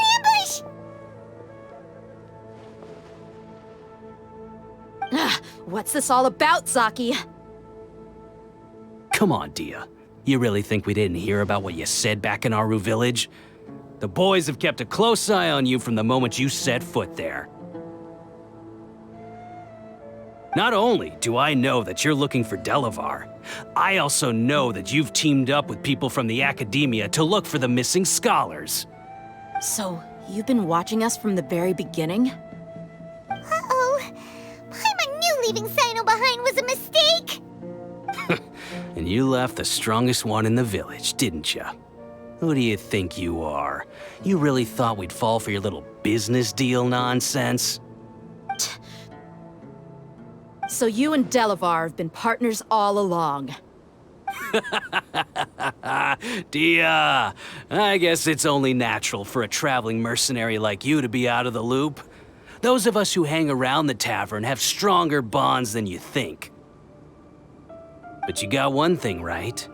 We're all looking forward to an uprising in Sumeru. There's nothing more we'd like to see than the desert folk overthrowing the Academia. If that's the case, then I'm sure Delavar wouldn't miss a second of it. I'll be honest with you, if it weren't for what you said in the village, your little monologue about the Wall of Samiel would have convinced me that you're one of us. Delavar. And Enger, you're here too, huh? Long time no see, Miss Mercenary. You should have known the traitors are what us followers of King Deshret despise the most. Dia, I thought that you, a fellow desert dweller, would understand why King Deshret is greater than the Dendro Archon. Little did I know, you don't deserve to join us. Yeah, gee, what a missed opportunity. Adopting radical views and kidnapping innocent scholars, all because of some baseless rumors. Anything else I'm missing out on? See? There you have it. Mercenaries are just a bunch of faithless scum with only one thing on their minds. Mora. Pathetic. You're all like a pack of street rats. You're not wrong. Mercenaries are driven by Mora, and my faith lies with whoever's paying me. As long as there's a profit to be made, anyone can become my friend. Enough talking! Get him!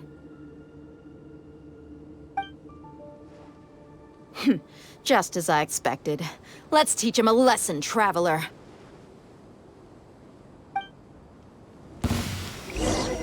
Following order. New punching. Life goes on.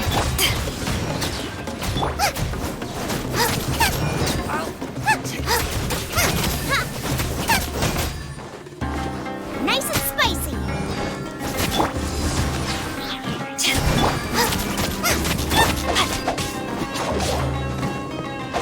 No, my sword!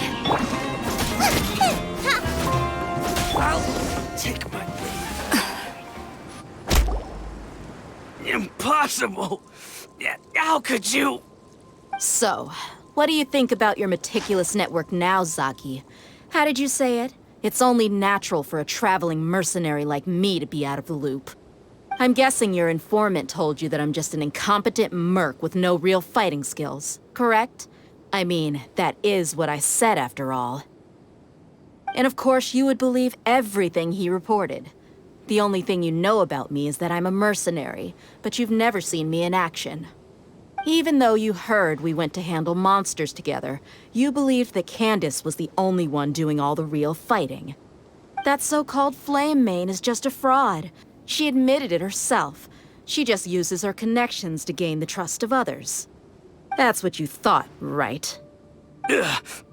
You lied in the village because you figured that we'd have people watching you. And you were stupid enough to fall for it. I figured as much the first time we drank together. You all thought you were so smart. Pathetic. Okay, that should be all of them. Whoa! So you've been planning this since we were in Aru Village? No task can be done without preparation. I just happened to notice a couple suspicious-looking people while you were out investigating. Oh, but instead of catching them right away, you let them report back. Those two who were snooping around were just a couple small fries. If we want to get the real catch, we have to be patient and give it some time. Oh, you mean the funny name she mentioned back in Uncle Ampu's house? The wide-eyed butcher, scar-riddled bandit, Paimon can't remember them all. That's just a bunch of drunk talk. Edgar and Delavar like to talk themselves up when they're drinking. Edgar, the wide-eyed butcher, and Delavar, the scar-riddled bandit, are the nicknames they came up with for themselves. Alcohol has a way of making people share what they really think. So Edgar and Delavar are always rambling in the tavern about how King Deshret is a superior deity. What about Zaki? He's just a numbskull who fell right into our trap. Zaki was probably the best hidden of them all. My initial plan was to find Delavar first, and then try to track him down. That's what you wanted to ask when we were at Uncle Anpu's house, right? Jabari is one of the villagers you talked to. You know, the one who wanted to treat Isak and his grandpa to some food. Wait, so he's a radical too? No, he isn't. I just needed to tack on a random villager name to make the eavesdropper think that I was making some wild guesses based on my impressions. Wow, what a genius idea! Well, that's an expert mercenary for you. Ah, you're too kind. It was straight from the usual playbook, if I'm honest. So, that thing you were saying before, is it really true? About what? About how mercenaries only care about Mora, and that anyone's a friend as long as there's a profit. Does that bother you? What makes you so sure? Dia, do you dislike the Dendro Archon like the other desert folk? You two are pretty sharp. No, I don't have anything against the Dendro Archon. I've heard a lot of nice things about the Lesser Lord from Dunyarzad. I can understand her devotion and gratitude. Dunyarzad's just an ordinary person. There's no way a god would be so involved in the lives of everyday people, unless they were truly compassionate.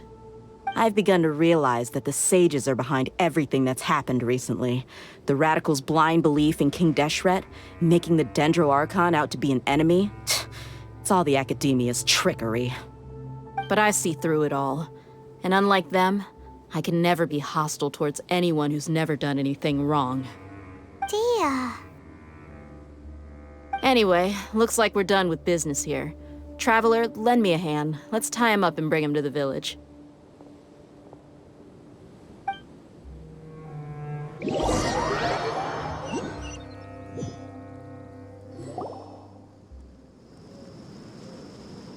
This should be all of them.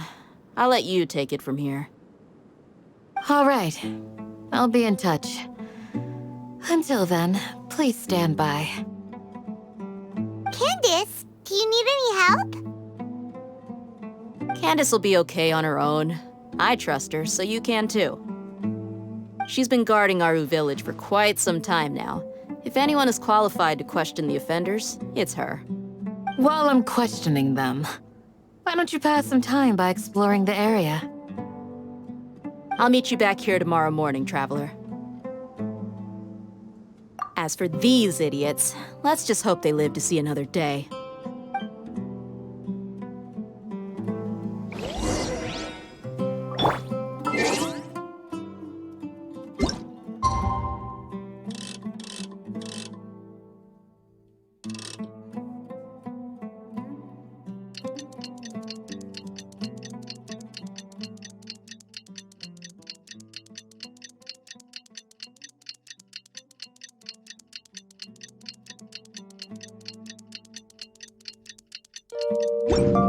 Is there time for a quick... Hey, Dia! Right on time. We'll know any moment now. Paimon's been wondering. You seem to know Candace pretty well. Have you been friends for a long time? We've known each other for some time now. She's a pretty interesting person. Even though she's an extremely strong warrior, she never misuses her powers against others. Oh, Paimon knows what you mean.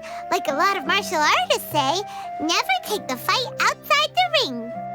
Yep, I guess you can put it that way. It takes strong convictions to be as dedicated as she is, and shoulder that kind of responsibility. Us mercs, on the other hand, we pretty much live from one day to the next. Well, Paimon thinks you're great too. Really? Thanks for that.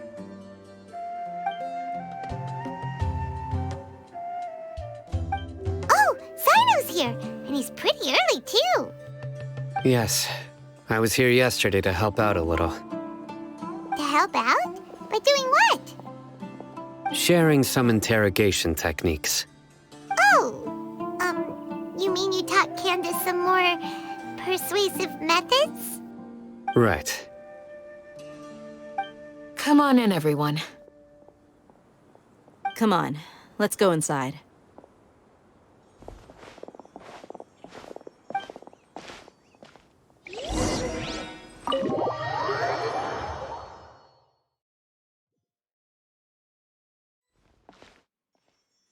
Candace, Whoa, you look furious. Do I? Huh. What gave it away? Oh, there's no mask that can hide true bloodlust. Cover up your eyes, and it'll still show itself at the corners of your mouth. Perhaps I need to work on my composure. Still, it's perfectly understandable why I'm angry. I'm sure everyone present would agree. Yes, ma'am. Please, don't beat us anymore. We're gonna die. Well, looks like Sino taught her well. You fear death yourselves, yet you do not hesitate to place the lives of others at risk. The absurdity is mind-boggling. The ones you call mad scholars are known to us as the Village Keepers. They are vital members of our community, and some even count them as family. You come here to my village, and you treat my people as nothing more than stepping stones towards your goal. Tell me, what would you do to you in my position? Mercy! Please have mercy! You've made your bed. We may all be desert dwellers, but there is one thing that I understand better than you.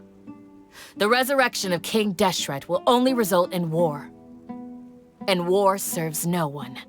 The people of Aru Village care little about which god is in power. Life may be tough and tiring, but we wish to preserve our way of life. A war would only cause us to lose all that we have. And that is not a responsibility that you can afford to shoulder. We understand. We're sorry. I'll tell you everything I know. Please, just let us go. I'm listening. You might not believe this, but it wasn't us who came up with this idea. Someone was spreading rumors in the tavern. That's how we ended up hearing about King Deshret's resurrection. Some mystery man told us that mad scholars will make the perfect sacrifice to usher in King Deshret's resurrection. They give their lives, and we can get anything we wish for. They're called village keepers. Slip up again, and you'll regret it. Yes, sorry. It was all that mystery man's doing. He told us to spread the word about King Deshret's resurrection and talked us into helping him. In return, he said he'll help facilitate the resurrection process. I'm not sure. That's one. Huh? One what? Strike. You get a total of 3. Then, you die by my hand. Wait, I'm telling the truth. We don't know anything. It was all him. 2. He got us to lure them out of their houses in the night with some kind of incense. We take them to a junction outside the village. Then the mystery guy takes them from there. You gotta believe me, please. I'm telling the truth, I swear. Just ask them if you don't believe me. That was indeed the truth. Traveler, go on.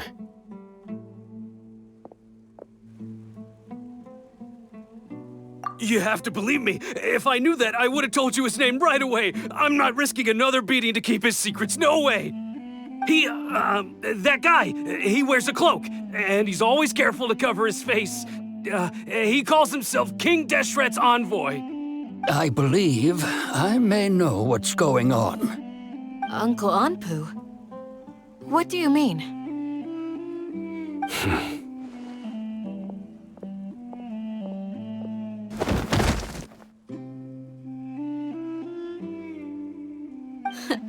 Smooth. Okay, speak. If my suspicions are correct, this mystery man they speak of could be from the Academia. Some time ago, people from the Academia attempted to take the village keepers away. I refused, insisting that they are part of our community. It strikes me now that this secretive character shares the same goal they had. Which means it's highly likely that the Academia was purposely spreading a false rumor to trick the radicals into delivering the village keepers right into their hands. They were the ones who brought them here to begin with. Now they're trying to take them back? We aren't gonna let that happen. Not the Academia again.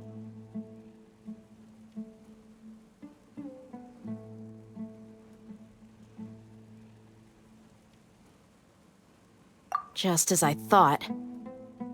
But what could they want with the village keepers? People are nothing but tools in the eyes of the Academia. A change in their plans likely means they found another way to exploit the scholars. Regardless, our top priority now is locating the village keepers. You're right. Isak is still waiting for news on his grandpa. Time to go. Let's leave the village and try to track them down. Yes. Pack up and get ready to leave. You got it. Candace, I'll let you deal with the radicals. Leave everything outside the village to us. All right. Let's meet back here once everyone's ready.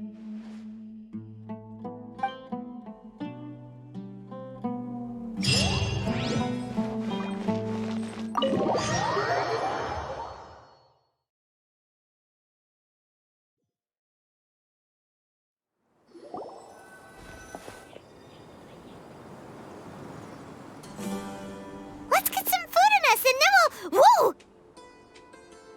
Where did you come from? Well, as you can see, I am merely sitting here and reviewing what we have deduced thus far. You were gone for ages, and now you're suddenly sitting here musing to yourself? Where have you been anyway?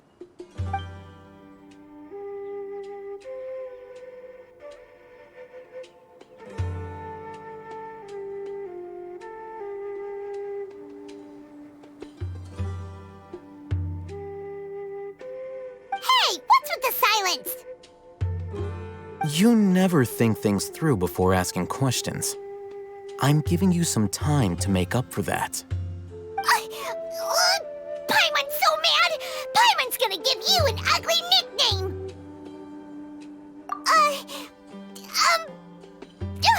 Never mind! Paimon's got nothing. There's just nothing super obvious to pick with this guy. It makes it so hard. Well, you've heard nothing to suggest I left this whole time. So clearly, I stayed in the village to investigate. Anyway, you plan to leave Aru Village and keep searching for the truth of this matter, yes? Yep. We're not gonna find out anything more by staying here, so we thought that we might as well take the search elsewhere.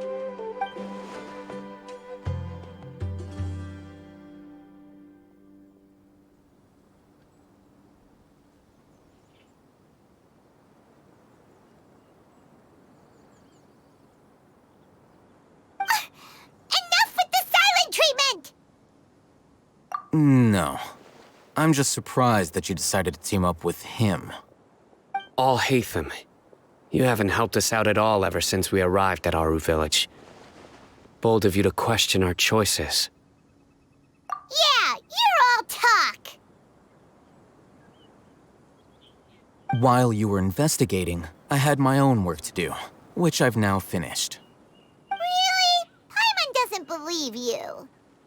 To be honest, we aren't really a team, so I have no obligation to inform you of my whereabouts. Not to mention that going separate ways allowed me to find some important information that you all had missed. Huh? Right here in the village? Correct. What did you learn? I'm going to take you to someone. But before that, you need to understand where she's coming from. What does that mean? How do you think the residents of Aru Village feel about what we're doing?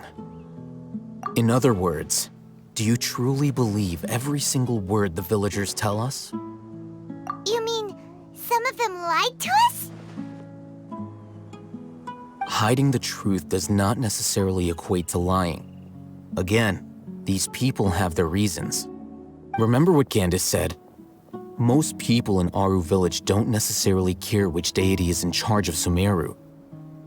That's because whether King Deshret or the Dendro Archon has power is of little significance to them. By contrast, the perils of their daily lives are ever-present concerns. They won't simply share everything they know with you without good reason. That's why you believed there was no further information to be found in this village. Glad you're following along. Among those you have talked to, there's someone who was consciously keeping you out of the loop.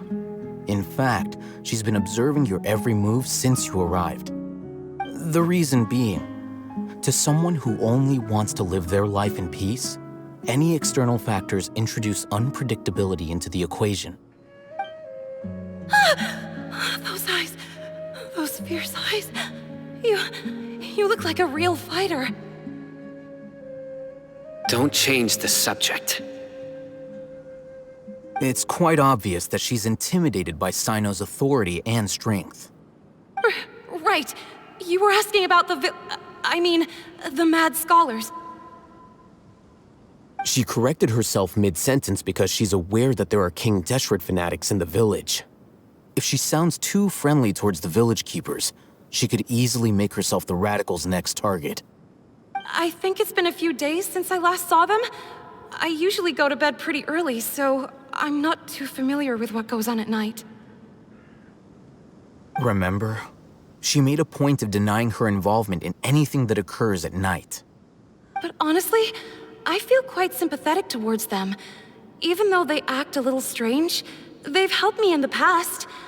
If it weren't for them, my house would have collapsed long ago. After speaking to the village chief, it became clear that the village keepers had protected Aru Village at night. In other words, the young miss was very much awake during that time. Then, why would she lie? By getting involved with an outsider, she risks drawing unwanted attention to herself. As for why she might be so wary about all this, maybe you should ask her. I'll pass on this one. You said that she is afraid of me. If so, it's best if I stay out of this. We're on it!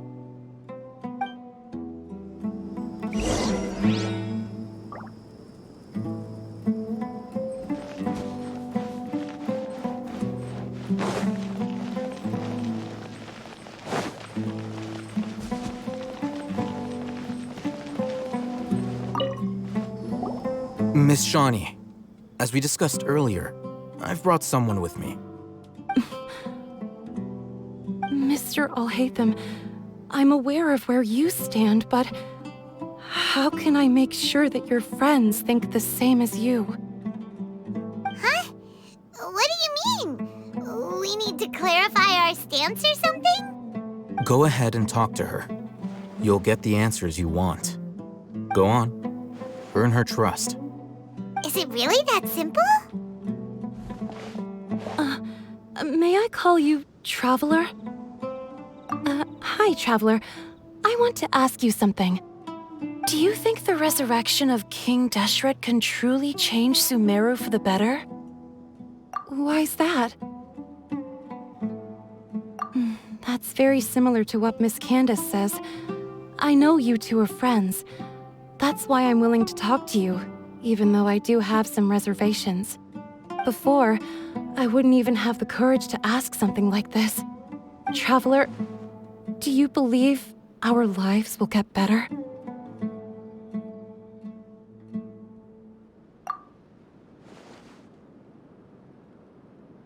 Yeah!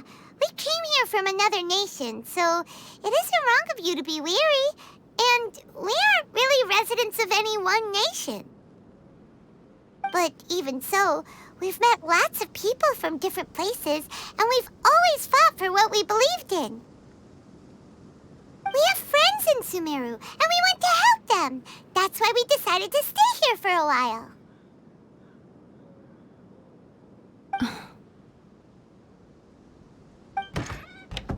I want to trust you. My apologies for posing my questions like that. To be honest, I didn't expect you to come back for more information.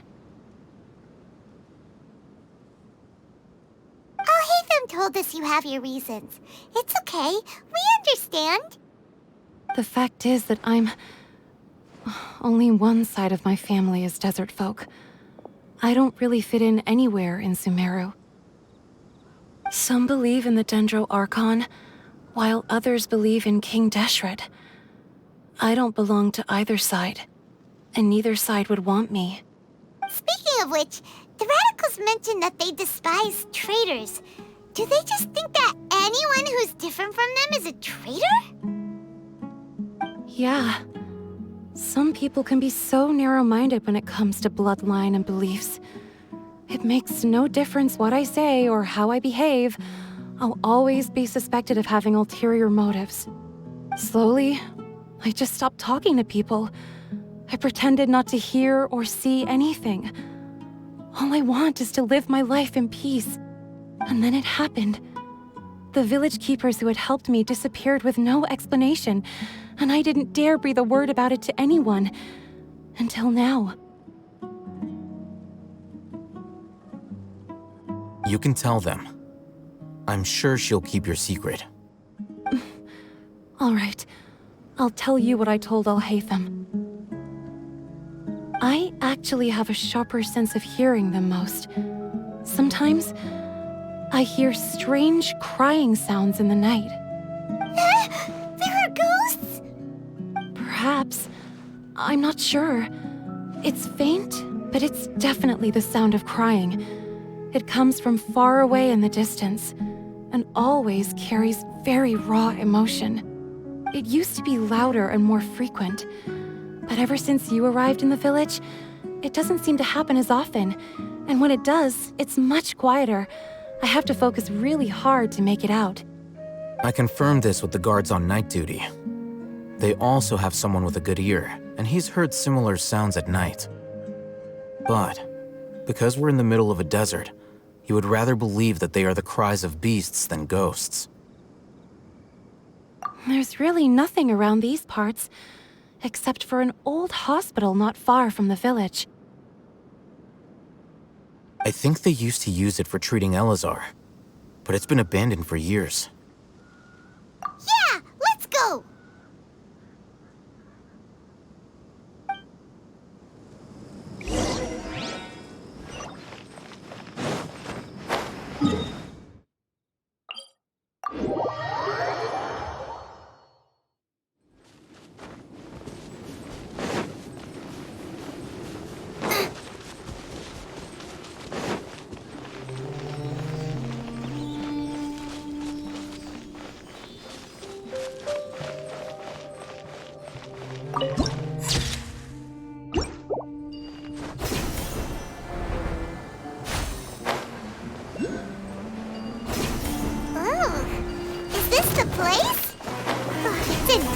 Shape.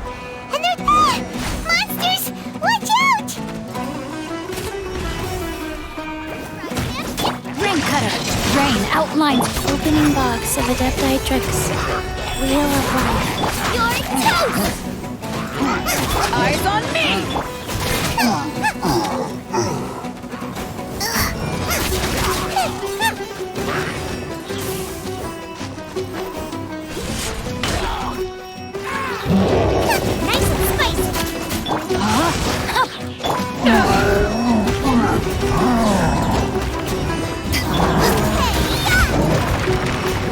Let me weave you a verb. Go.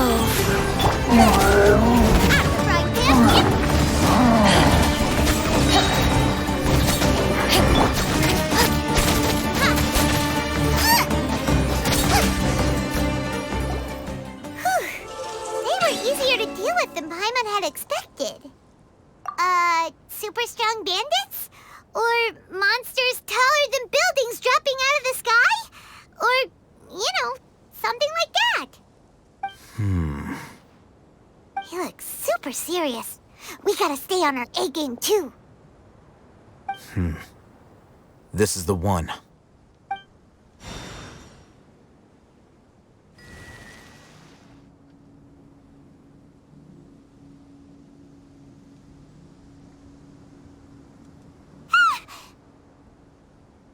Let's go in and take a look.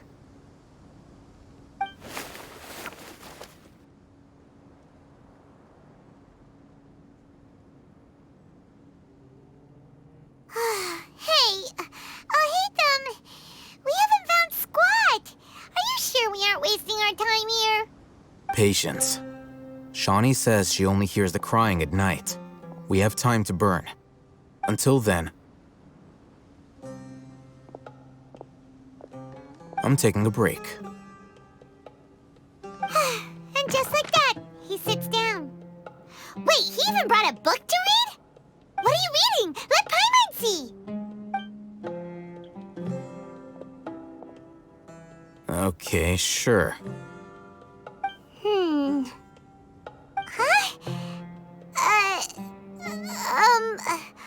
The natural position, which is the positional propensity of an entity in natural motion, in contrast with an object in forced motion? Huh? When free from external influences, every entity displays the tendency to follow its natural trajectory? So, you got that?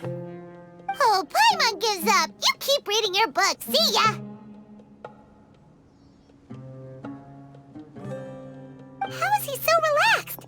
Look at him, reading an impossible book in a creepy place like this. Hey! Paimon's your Teyvat travel guide. Paimon knows plenty of useful stuff already. And anyway, is that Paimon's fault that the books people read in Sumeru are so complicated?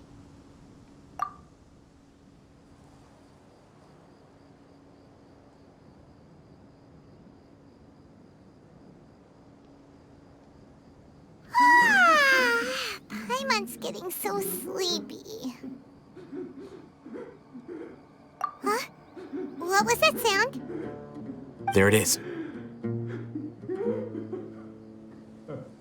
It's coming from that direction.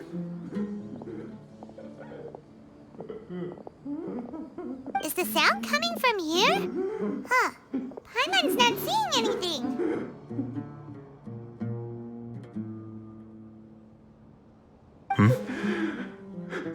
It's from below. But there's no way we can get down there. Something is off about the interior here.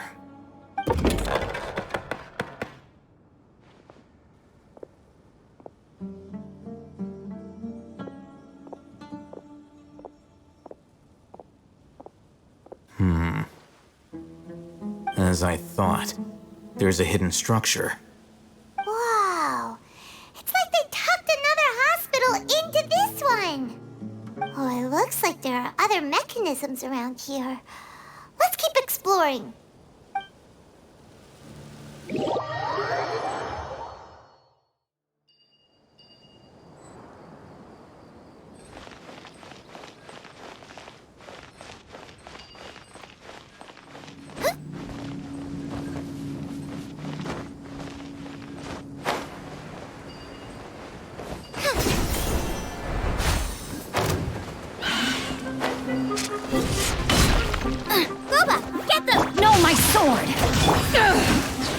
Life goes on. Sacred name. Fortune preserve. Power that ended life! Eat this!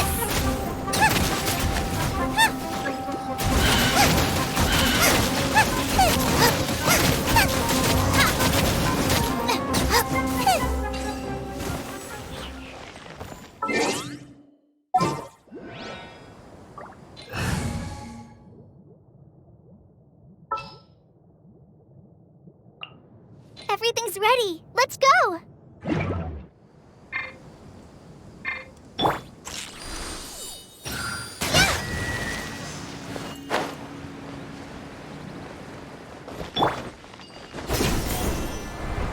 That's close enough.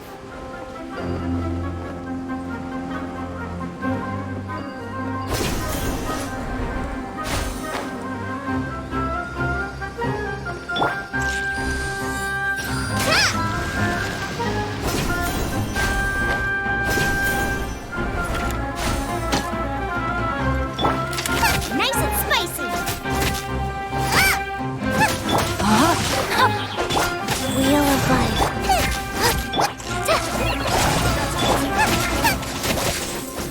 At the frying pan, into the fire. I'll be back.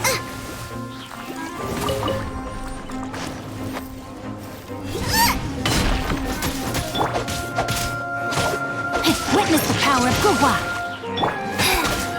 Boba, get them! Fly! I'll be back.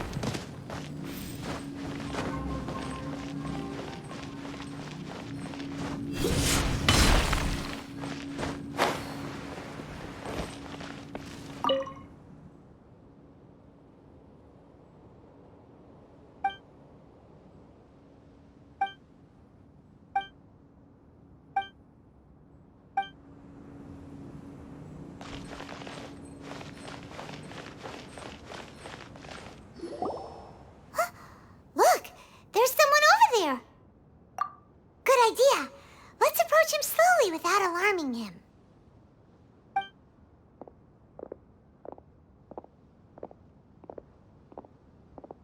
Wait.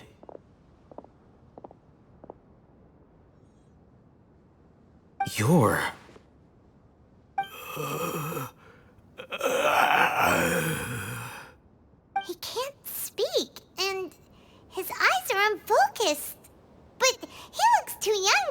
Paimon's grandfather. Also, why is he the only one here? Didn't expect to see him here. You know him? He's Razak, a senior of mine at the Academia. He's a scholar too? Is he the kind that holes up in a forest and mumbles stuff about training? No. And that's the problem. Razak was never involved in any of those things. He never trained in the forest, let alone reach Satyavada life. Leaving that question aside for the moment, him being here alone means that we might be too late. Looks like they've already taken everyone away. For whatever reason, they left Razak here. Perhaps they simply didn't have time to come back for him. There are drag marks on the ground. They're clearer by the doorway. Someone was forcefully drawing a cart that was loaded with something heavy. Loaded with people?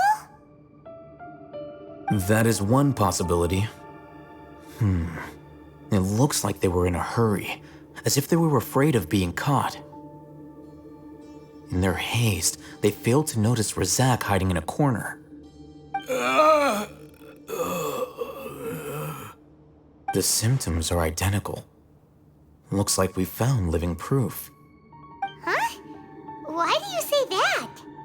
Allow me to jog your memory. Recall your time at Port Ormos. Don't you think his symptoms look familiar?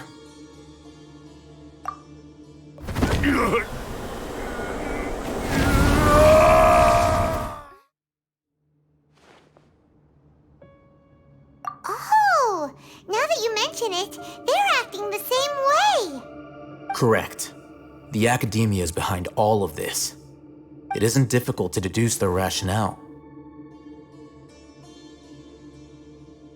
First, the Academia spread a false rumor of King Deshret's resurrection, emphasizing the role of the village keepers, the mad scholars who were exiled to Aru village. These rumors were all the persuasion that the radicals needed, and those based in Aru village leapt into action. Unbeknownst to them, of course, through rounding up the scholars, they were actually helping the Academia. As well as being able to exploit the radicals for their own ends, this scheme has one further advantage to the Academia. All the risks and responsibilities are offloaded onto King Deshret's followers. Life for the desert dwellers has been brutal ever since King Deshret's death all those years ago. Beneath the surface, feelings of desperation are widespread. Many would give everything they have for the prospect of something better. Anyone looking to exploit that for their own ends simply needs to make a few empty promises. Even if complications arise, people will see that those involved are all followers of King Deshret and look for no further explanation than differences of belief. A deep-seated mistrust of the desert and everyone in it by the rest of Sumeru will make sure of that. The notion of an Academia plot wouldn't even cross their minds. It may seem like a simple strategy, but it is able to work wonders under Sumeru's current circumstances. Oh, that makes a lot of sense. It's in line with the village chief's theory, too. But there's still one very important question. Wasn't it the Academia that brought the scholars to Aru village in the first place? Why does it want them back now? Throughout this process, one thing has changed. The scholars' identity. First, they were scholars. Then, they became lunatics. After that, they were exiles. And finally, they become missing persons. An exile is still patently a living, breathing human being. But when someone becomes a missing person, that is brought into question. If you can't find someone, you have no way of knowing what exactly happened to them. That makes missing people an ideal resource. Resource? For what exactly? One possibility is that the information in their brains could be extracted into knowledge capsules. Extracted? You mean canned knowledge comes from people's brains? With the technology of the Sumeru Academia, it's entirely possible. Perhaps the process caused them great suffering, which is why they cry out in the dead of night when no one is watching them. So, the human brain... Nope, nah, Paimon doesn't want to think about this. I'm the Academia scribe, after all. I'm familiar with their projects. Anyway, judging by Razak's state, the contents of a divine knowledge capsule were extracted from his mind. But something went wrong in the process. Or perhaps his curiosity got the better of him, and he used such a capsule for himself. Paimon's a little confused. Can they just use anyone's brain?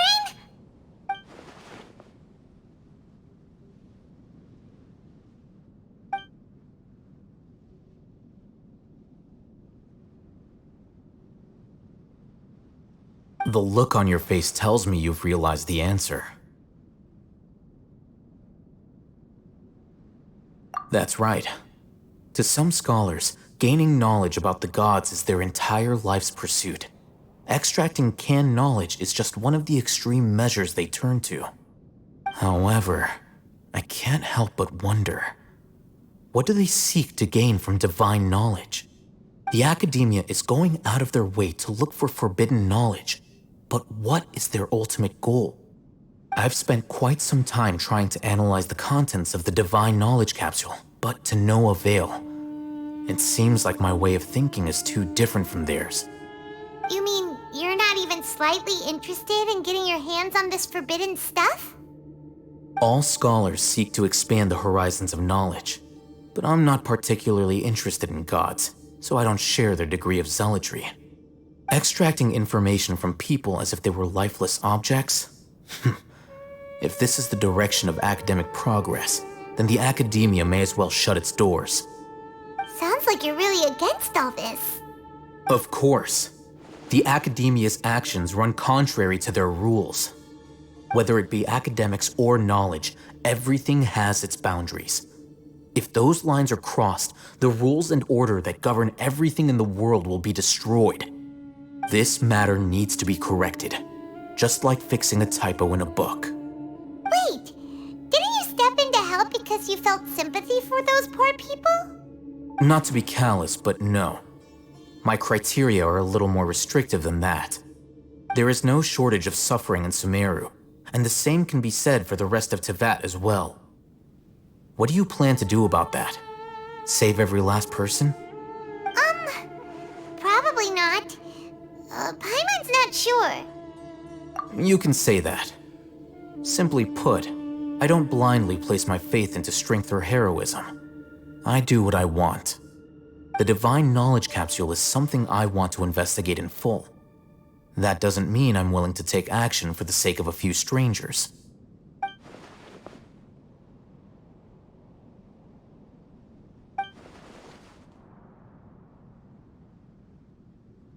Paimon's been wanting to say this for a while.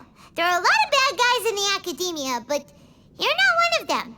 You're their weirdo. You're probably right. Though I must say, I quite enjoy this feeling of being the odd one out.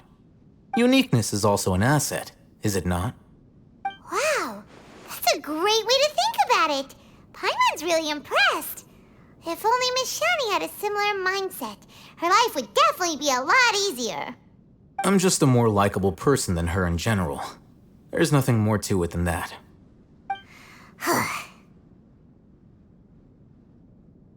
He won't last long if we leave him here. Let's take him with us. We'll work out our next step after we return to Aru village.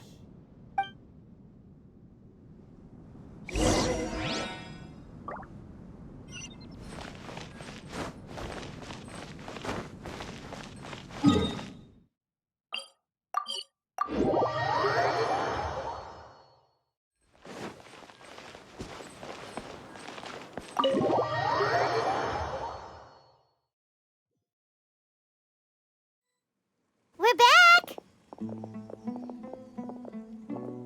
You must be tired. You should rest and take some water. What's the situation? Who's this? Unfortunately, somebody who's too young to take on the role of Isak's grandfather. Nevertheless, he's one of the people we're trying to find.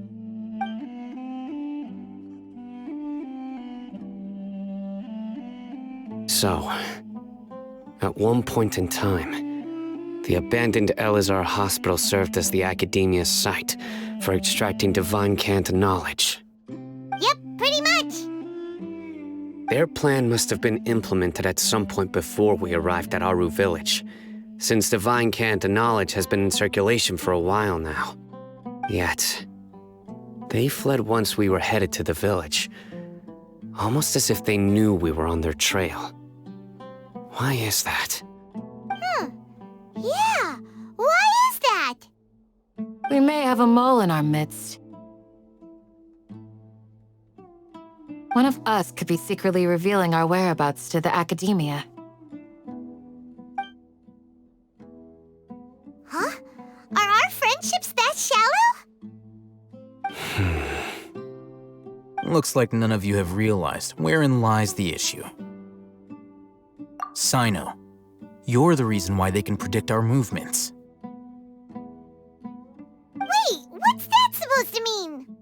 Choose your next words very carefully. It is simply a logical inference. I have my reasons. So what you're saying is, Sino's the mole. Interesting. And here I thought you were the most suspicious one, Al-Haytham, since you were always acting alone. I know. You have a point, but I realized something as we were returning from the hospital. Sino isn't like any of us. What are you trying to say? Do you still remember who you are, General Mahamatra? As a Matra, you are no doubt privy to certain kinds of information. Before you can take action against someone, you are required to have all the facts available, including the less than savory details. Simply put, the Academia has traditionally allowed you access to a wealth of sensitive information. Knowing their modus operandi, wouldn't you expect them to take precautions against you? If you want to raise a vicious wolf, you need to make sure that you can avoid its bite. The Academia is monitoring me? It's not that simple. The Academia has eyes all over Sumeru, but they have a special protocol for dealing with you. Every so often comes a Nyagarbaha Day. On this day, the Academia enters new information into the Akasha through knowledge capsules. I remember seeing a thick notebook next to the control panel once. Its contents were all about the General Mahamatra, his activities throughout the day, preferred methods of enacting judgment, everything. You're saying that the Academia entered my information into the Akasha too? But what's the point in doing that? My actions aren't important enough to be added into the Akasha. The Akasha is capable of computation. The Akasha's algorithms are entirely capable of predicting your movements using the data entered. When you would depart, the route you would follow, your destination. It knew all of this. It predicted my every move. The Academia has been watching you longer than you think. However, the fact that you resigned is proof that their suspicions were well-founded.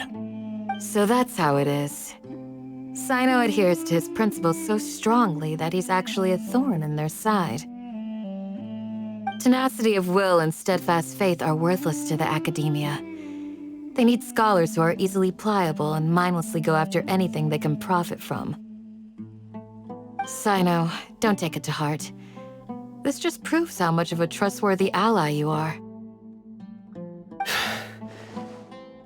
They escaped because of me. Don't blame yourself. It's not like any of us would have known. I have an idea. If they predicted my movements, then I might be able to guess where they went. Whoa, you bounced back fast. There is always an opportunity for safety after danger passes. Oh, so that's how it is! Paimon gets it now! If the Academia is trying to avoid Sino, then the safest place would be... Yep, that's right! They'll want to proceed in the direction opposite of where I'm going.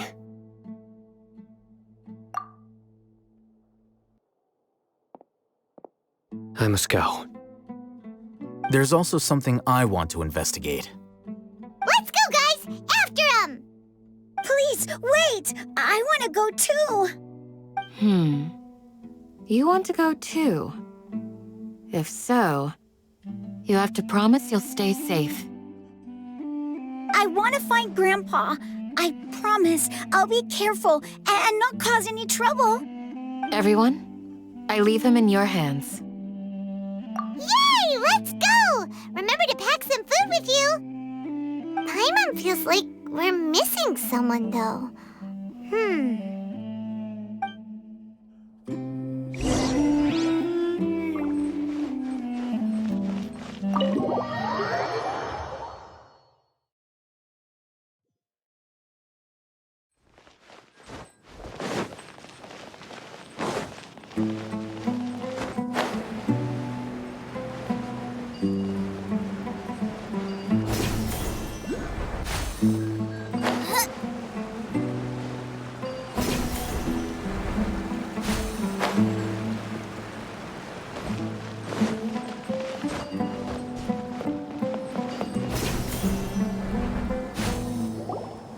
So, where do we go from here? Yes. After leaving the village, we should head straight toward the desert.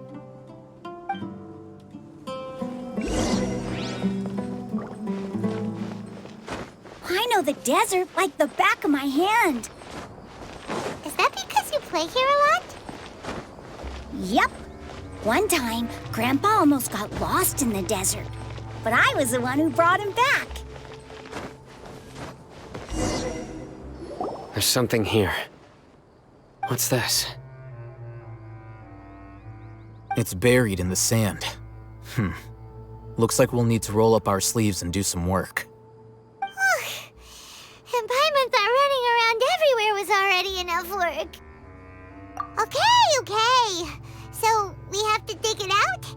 Whatever's down there, looks like it's buried really deep.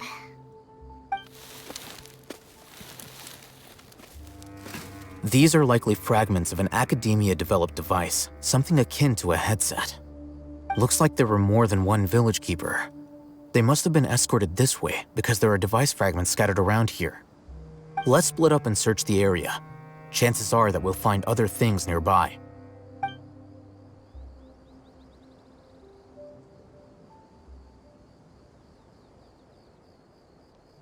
Is this what we're searching for? It looks kind of scary. This is definitely a device used to extract divine knowledge. How did it end up buried in the sand? That can't have been part of the plan. They must have been attacked along the way. Wait, what? Grandpa, I hope you're okay. Don't worry, your grandpa's gonna be fine. Razak didn't display any signs of starvation or dehydration, which means that they left fairly recently. We should be able to catch up. One more thing. Given that the device had been entirely covered by sand, I believe the attack must have happened prior to the sandstorm. Let's keep going. They can't have gone far.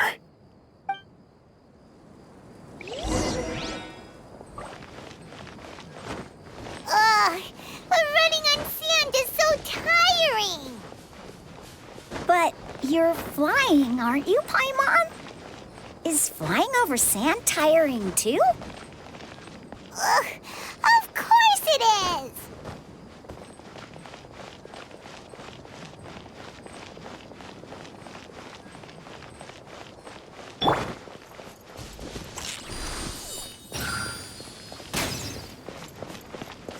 Voices, over there.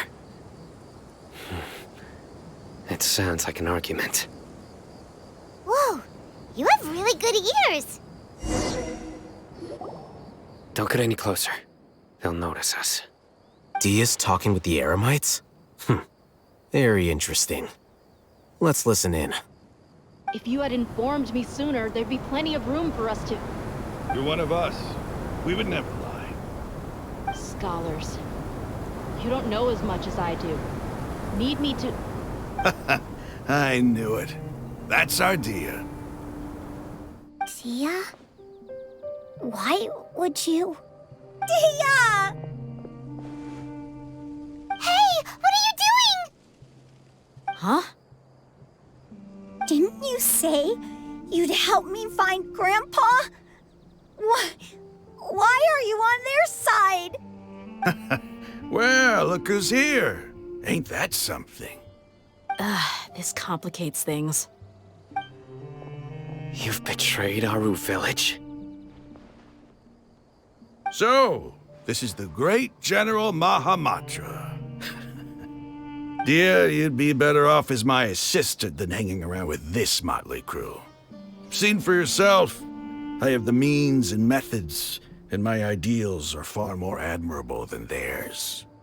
I'm not the type that's easily swayed, Raman. You of all people should know that. Wait, what's going on, Dia? Whose side are you on here? Shut it, Paimon. It doesn't matter. Whichever side you pick, nothing can deter us from the grand mission of resurrecting King Deshret. Once our Lord of Old returns to this land, we will have a new beginning. Face the facts, Raman. It's not gonna happen. You should understand that more than anyone. Have all your years as a merc taught you nothing about placing hopes in a ruler? I'm a desert dweller and a proud follower of King Deshret. Whether I live by the edge of the sword or in peaceful comfort, my soul will always carry this conviction. It's not too late yet. The village mad scholars aren't gonna bring King Deshret back to life. You don't understand, my dear lady. Pursuing our faith is our purpose in life. Even if the chance of success is 1 in a million, we must be willing to give everything we have. Even if it'll expose you to the academia? Even if they end up disbanding the Eremites? Your Eremites, which you've worked so hard for all these years? Yes. We've waited a long time for this day to come. The sun and the moon no longer shine here. All you see now is cracks in this desiccated land. But fate has finally dealt me a hand to play against the Academia. With these scholars in our custody, we'll stomp the Academia's forces and fight our way beyond the wall of Samiel. Ridiculous. Think about it. The Academia controls the entirety of Sumeru. Your powers are negligible in comparison. If you still don't believe me, then try asking these 2 men. They're also against the Academia, but neither of them are as arrogant as you are. They look more like pawns of the Academia to me. Why would I listen to anything the people of Greater Lord Rukkhadevata have to say? Filthy traitors. Your god abandoned all honor and betrayed King Deshret. We desert dwellers will never trust the likes of you. It's impossible to communicate with someone so hostile. Perhaps we should. Do you really believe that by kidnapping the scholars, you'll be able to negotiate with the Academia? These people have no value as bargaining chips, but I could be persuaded to take their place as your next hostage. These scholars were exiled from the Academia.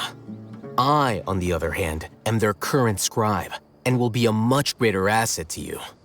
Wait, you can't be serious. So, you want to trade places with the hostages, do you? Precisely. Any wise person would gladly accept my offer. What are you thinking? What if they decide to kill you instead? Well, that would be bad luck for me.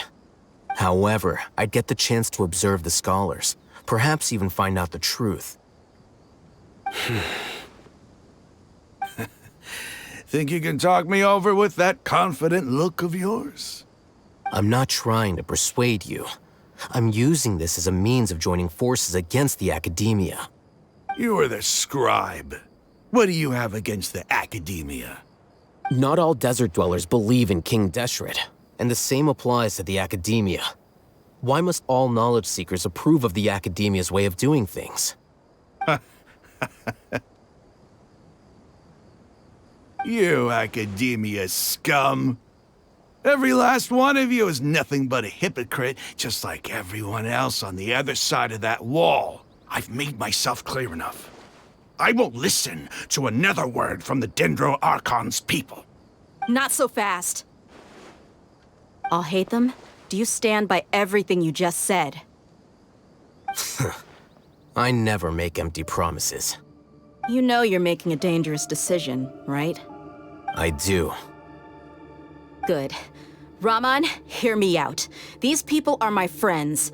Maybe you can't take the followers of the Dendro Archon at their word, but what about me? Do you trust me? We've known each other for years. Of course I do. In that case, I'm willing to vouch for their honesty with my right arm. Come on, Raman, don't be a coward. If you're serious about taking on the Academia, you need to steel yourself. You can't be afraid. An arm from the Flame Mane. You've piqued my interest. But what if you refuse to oblige? What should I do then? No one's a fool here, Dia. We're mercs. And mercs don't tend to live long unless they have their wits about them. You're not wrong, but this is different. I promised my friends that we'd bring back the village keepers together. Let's do it right here, then. Give me your right arm as proof of your resolve. Don't listen to him! He's not even trying to negotiate! He just wants to make things more difficult! That's fine. Are you crazy? We came here to save lives. One arm for that many people is still a pretty good deal, if you ask me. Raman, I'm holding up my end of the deal here. You'd better not let me down.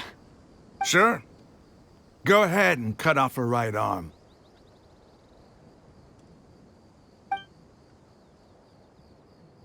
No!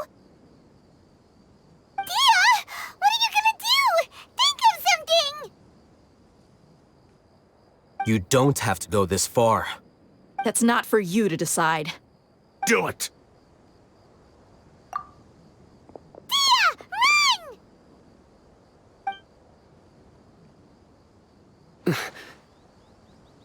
Run!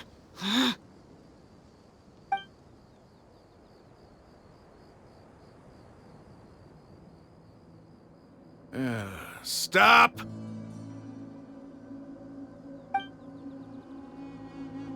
What's wrong? Can't do it? Flame Mane, you and I are both desert folk. Cutting off your arm is no different than cutting off my own fingers. Where's the sense in cutting my own kin to pieces?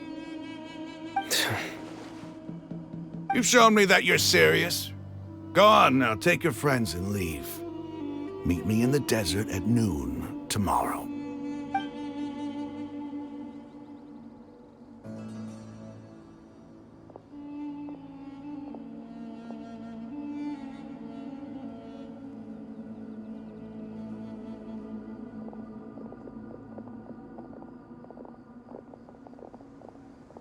Phew.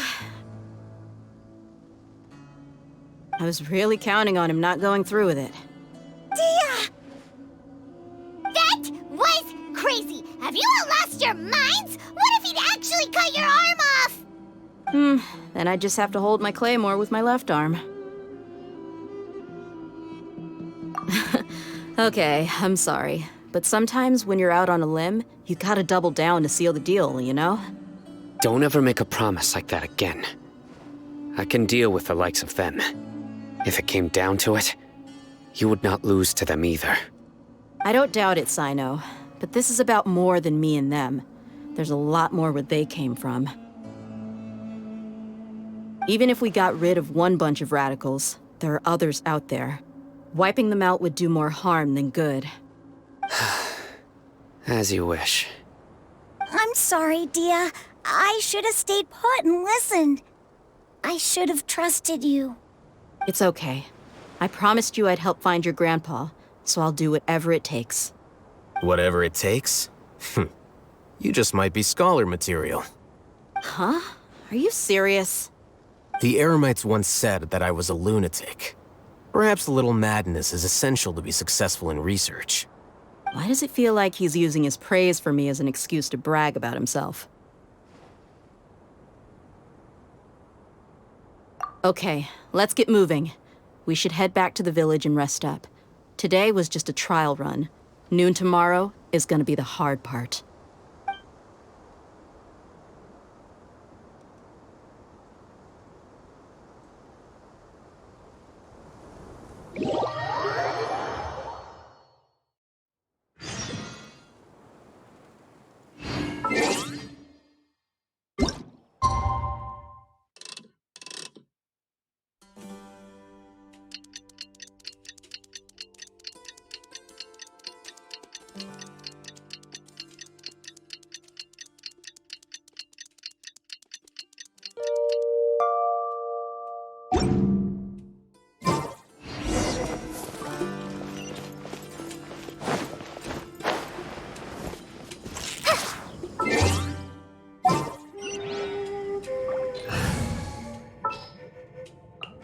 All right, let's go.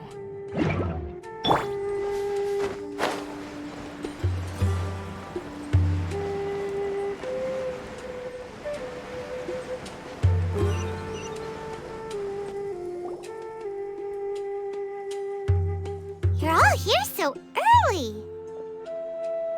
Looks like we have everyone here.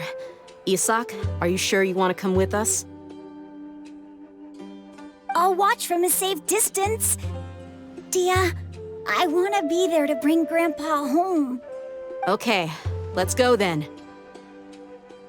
Dia, wait. What's the matter? I heard that you were quite reckless yesterday.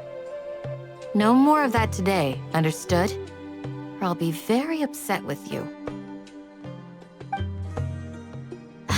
Fine.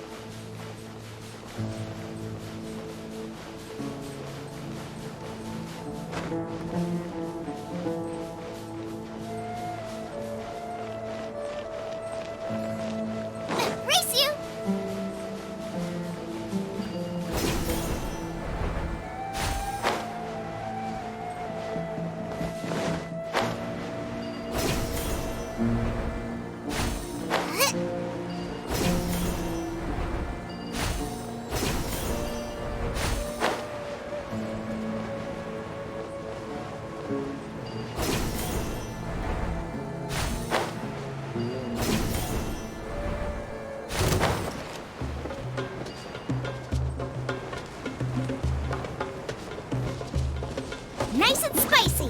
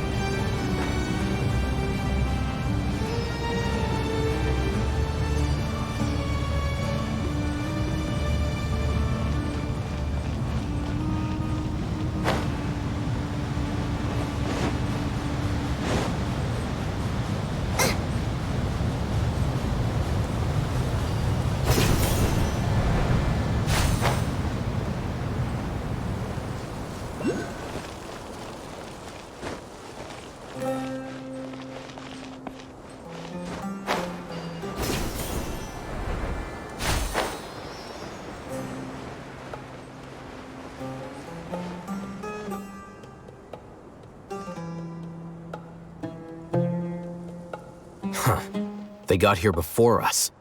Uh-oh. Is it because Paimon overslept by 5 minutes and held everyone up?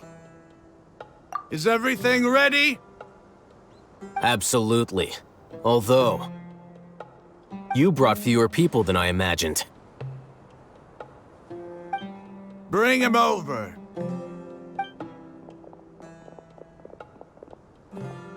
Grandpa! Why is there only one of them? Rahman, I've always thought of you as a man of his word. What's this about? It's a one-for-one exchange. Sounds fair, don't you think? And let me put it this way. Agreeing to any kind of deal with the Dendro Archon's people is already a huge compromise on my part. Don't you think you've asked enough?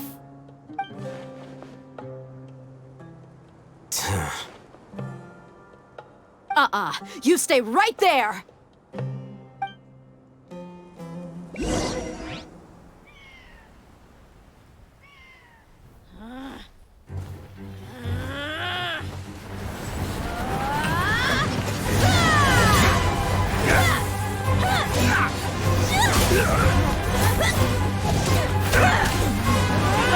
Playmate! What do you think you're doing? Grandpa! Don't you see this blade here?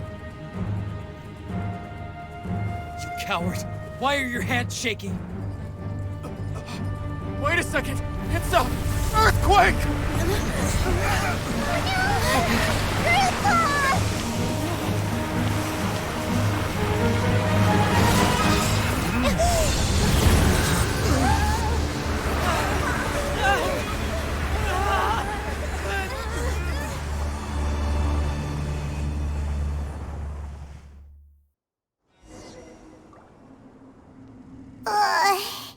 Paimon's dizzy.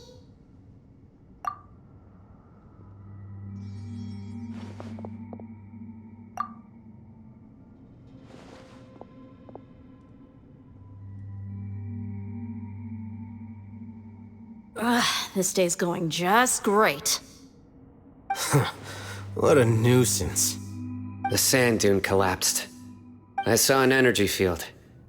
The village keeper protected us. It glowed green with dendro. Just like you said, it may well have been the remains of Lesser Lord Kusanali's power inside the scholar's body. The Dendro Archon. The present one. Grandpa? Grandpa? Oh no, he's getting confused again. Hey, look around you. Did there used to be a temple here?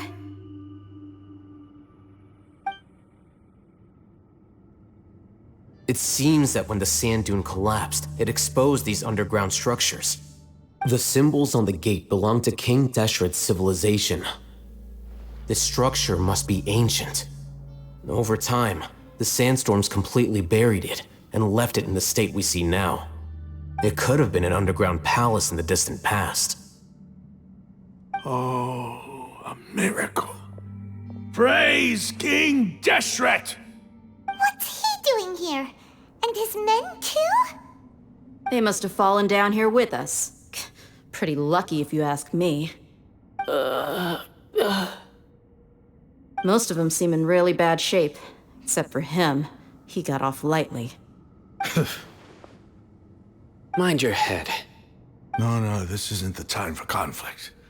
Our exalted lord has shown us the way to his sacred palace. He's not actually gonna go in there, is he? As it happens, I want to take a look inside too.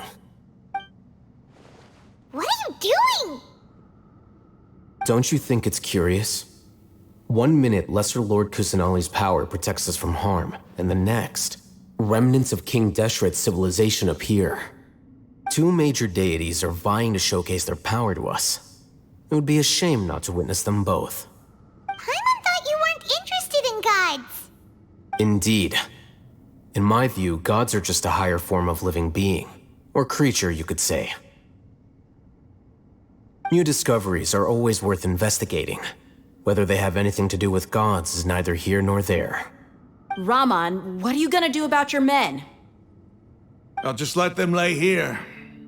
King Deshret will take care of his people. Right now, I'm going inside.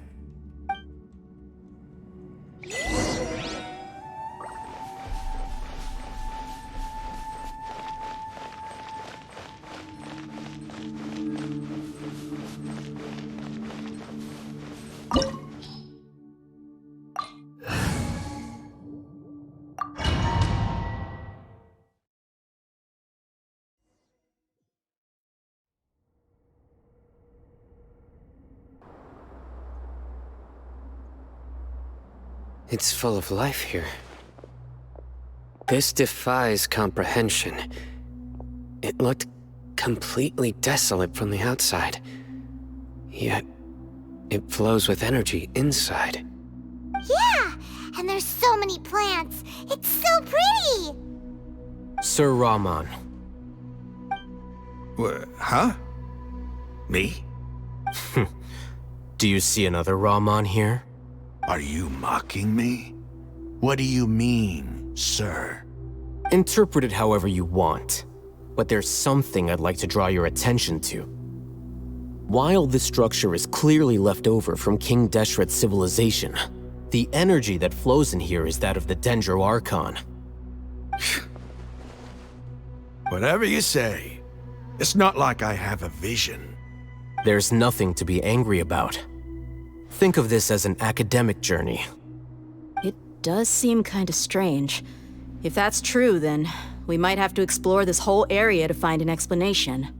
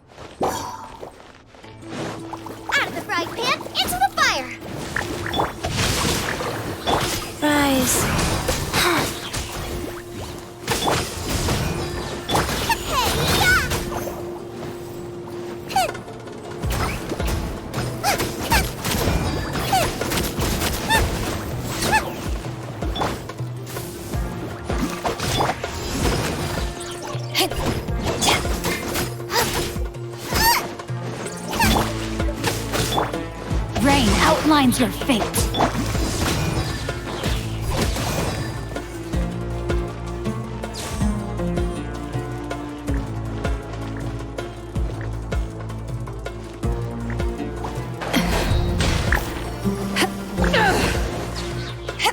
Nice and spicy.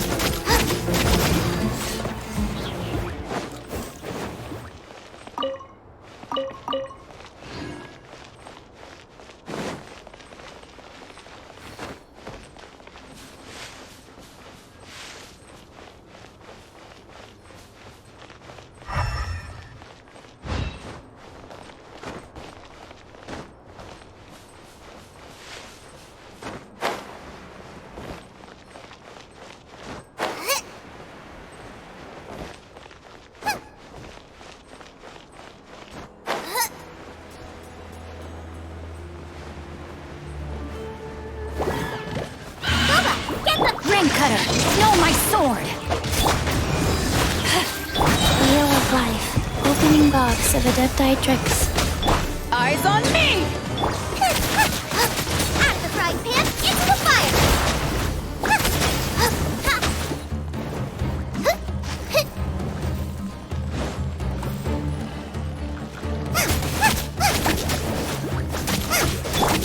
Rain outlines your fate.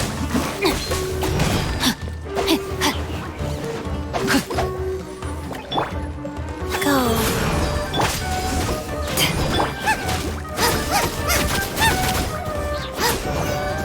Race you.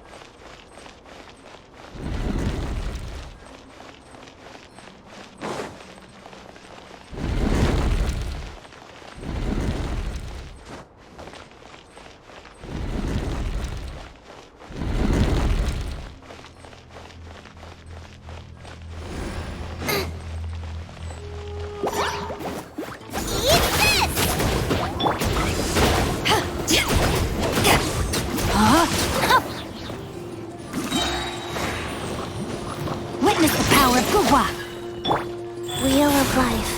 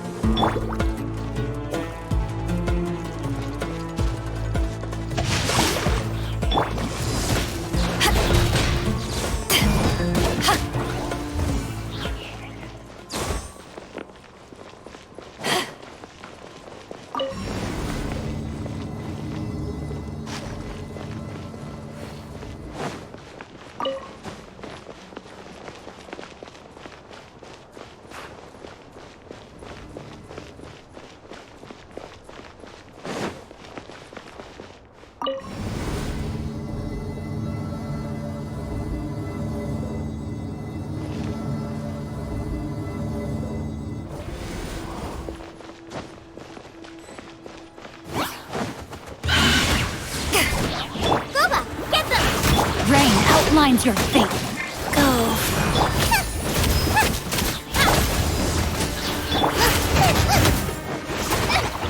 Help!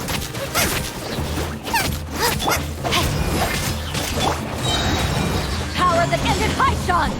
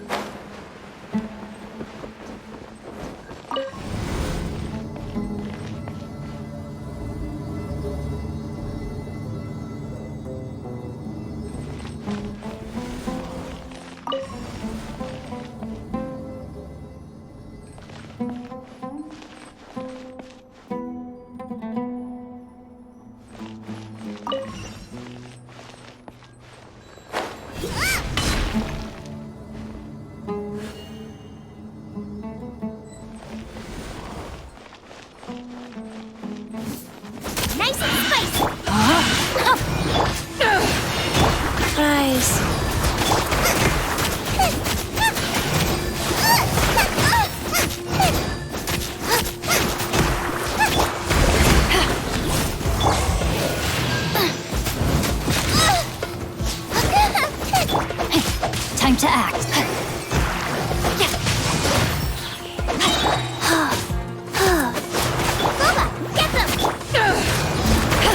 Let me read you a verse. Orders given. Orders received. Eat this!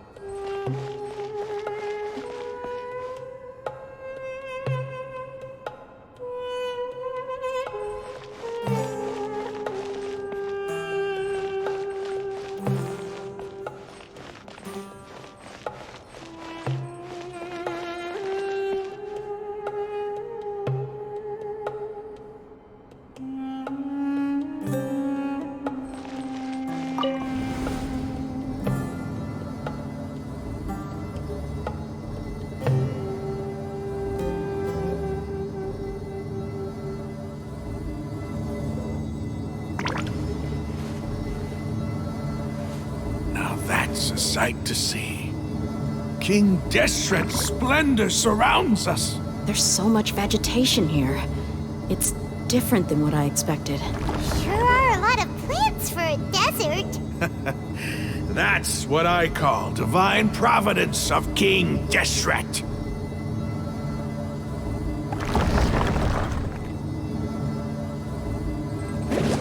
Out of the frying pan, into the fire!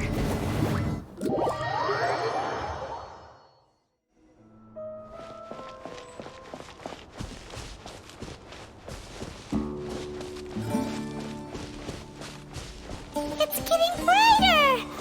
Oh, it looks so beautiful!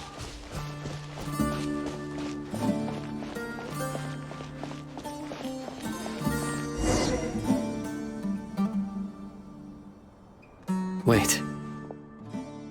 What's that?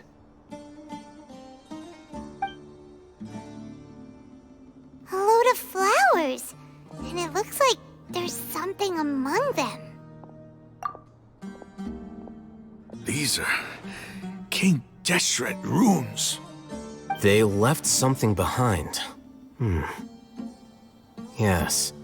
It's an elegy written in an ancient script. What does it say? Here lies our faithful priest Kasala. His wisdom is a miracle among the people, deserving of high praise and admiration.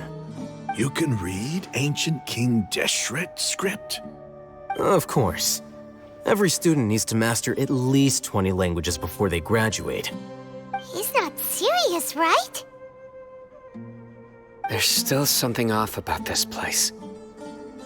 The elemental energy here is too concentrated. The scent of life. Is it trying to tell us something? Is this it? Analyzing.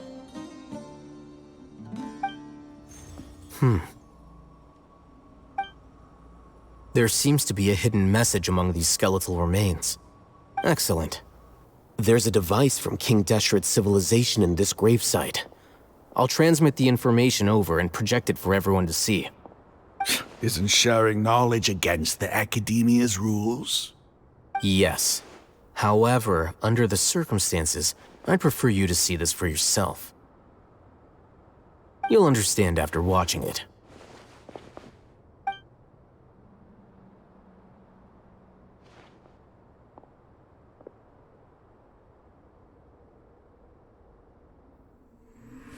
Civilization is born of knowledge, but so too can knowledge be its demise. A disaster caught us unaware. It was knowledge that did not belong to this world. King Deshret brought this forbidden knowledge into our world, and it quickly spread like a plague. People's minds were filled with crazed whispers. Dark gray scales spread across their bodies. Even the land was stripped of its vigor. Only a desperate, deathly silence remained. Were it not for greater Lord Ruka Devata from the forests, the damage would have been irreversible. She summoned the priests to build temples and infused into them the divine power of life. The disaster was miraculously tempered, and the embers of our civilization were preserved in Aru village. Alas, the miracle could not last. As long as forbidden knowledge continued to exist, it would forever blight this world. In the end, the proud king of the desert, my eternal lord, chose to sacrifice himself. I have spent my whole life since guarding one of these many temples. But now, my duty is coming to an end. As I close my eyes for the final time, the sight of that noble deity will appear in my vision once more. In helping King Deshret to eradicate forbidden knowledge, she exhausted her strength, and her form became that of a small child. How strange. Now that I think of her, I no longer have any fear of death, for I sense that the spirit of life will abide with me during my eternal sleep. Children of the desert, cling no longer to past grievances, but hold tight to the memory of this act of benevolence. What was that? The priest's memories. No, impossible. Greater Lord Rukkhadevata. So the former Dendro Archon and King Deshret were never enemies at all. But this doesn't make any sense. The Dendro Archon's followers, they're clearly... Was that the former Dendro Archon? She became so tiny in the end.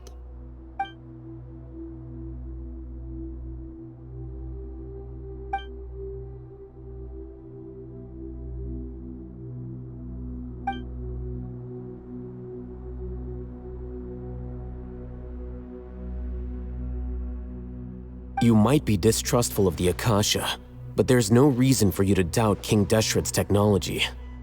You've just witnessed his priest's last words. I've never heard about any of this before. The surviving followers of King Deshret all gathered in Aru village.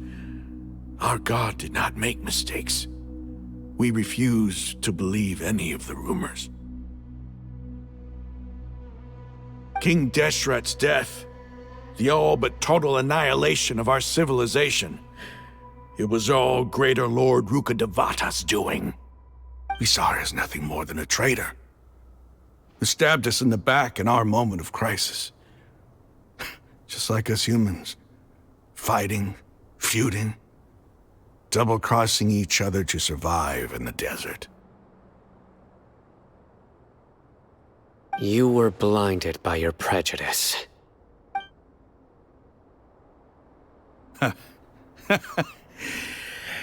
If I hadn't seen this for myself, if I hadn't witnessed his last words with my own eyes, ears, and heart, how could I ever begin to accept this? The truth is so far from what I've always known. Am I really supposed to believe that after all these years, all this time seeking revenge, suddenly now my enemy is my savior? Raman, that's enough. Give it a rest. You're starting to make a fool of yourself. Dia, tell me, my Eremites and I, what are we even fighting for?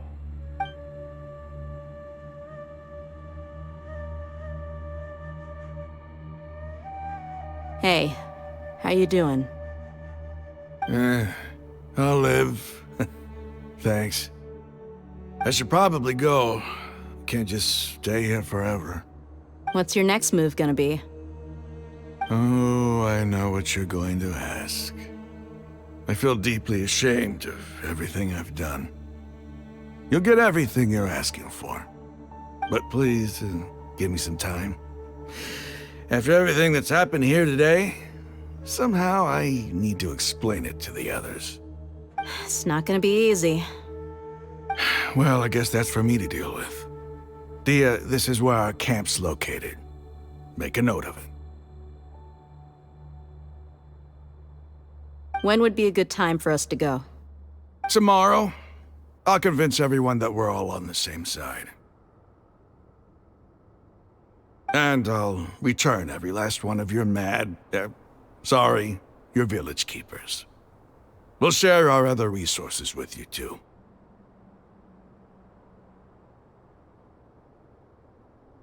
You seem to finally understand that our true enemy is the sages. Yes.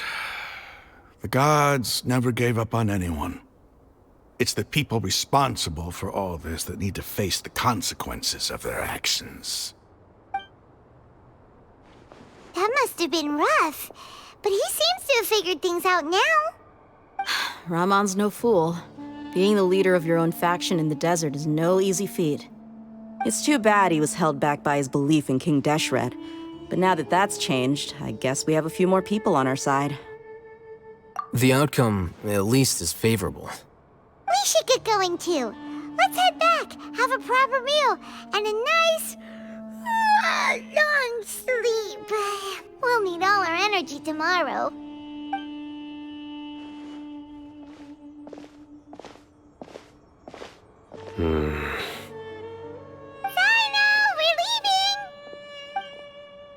Stop yelling.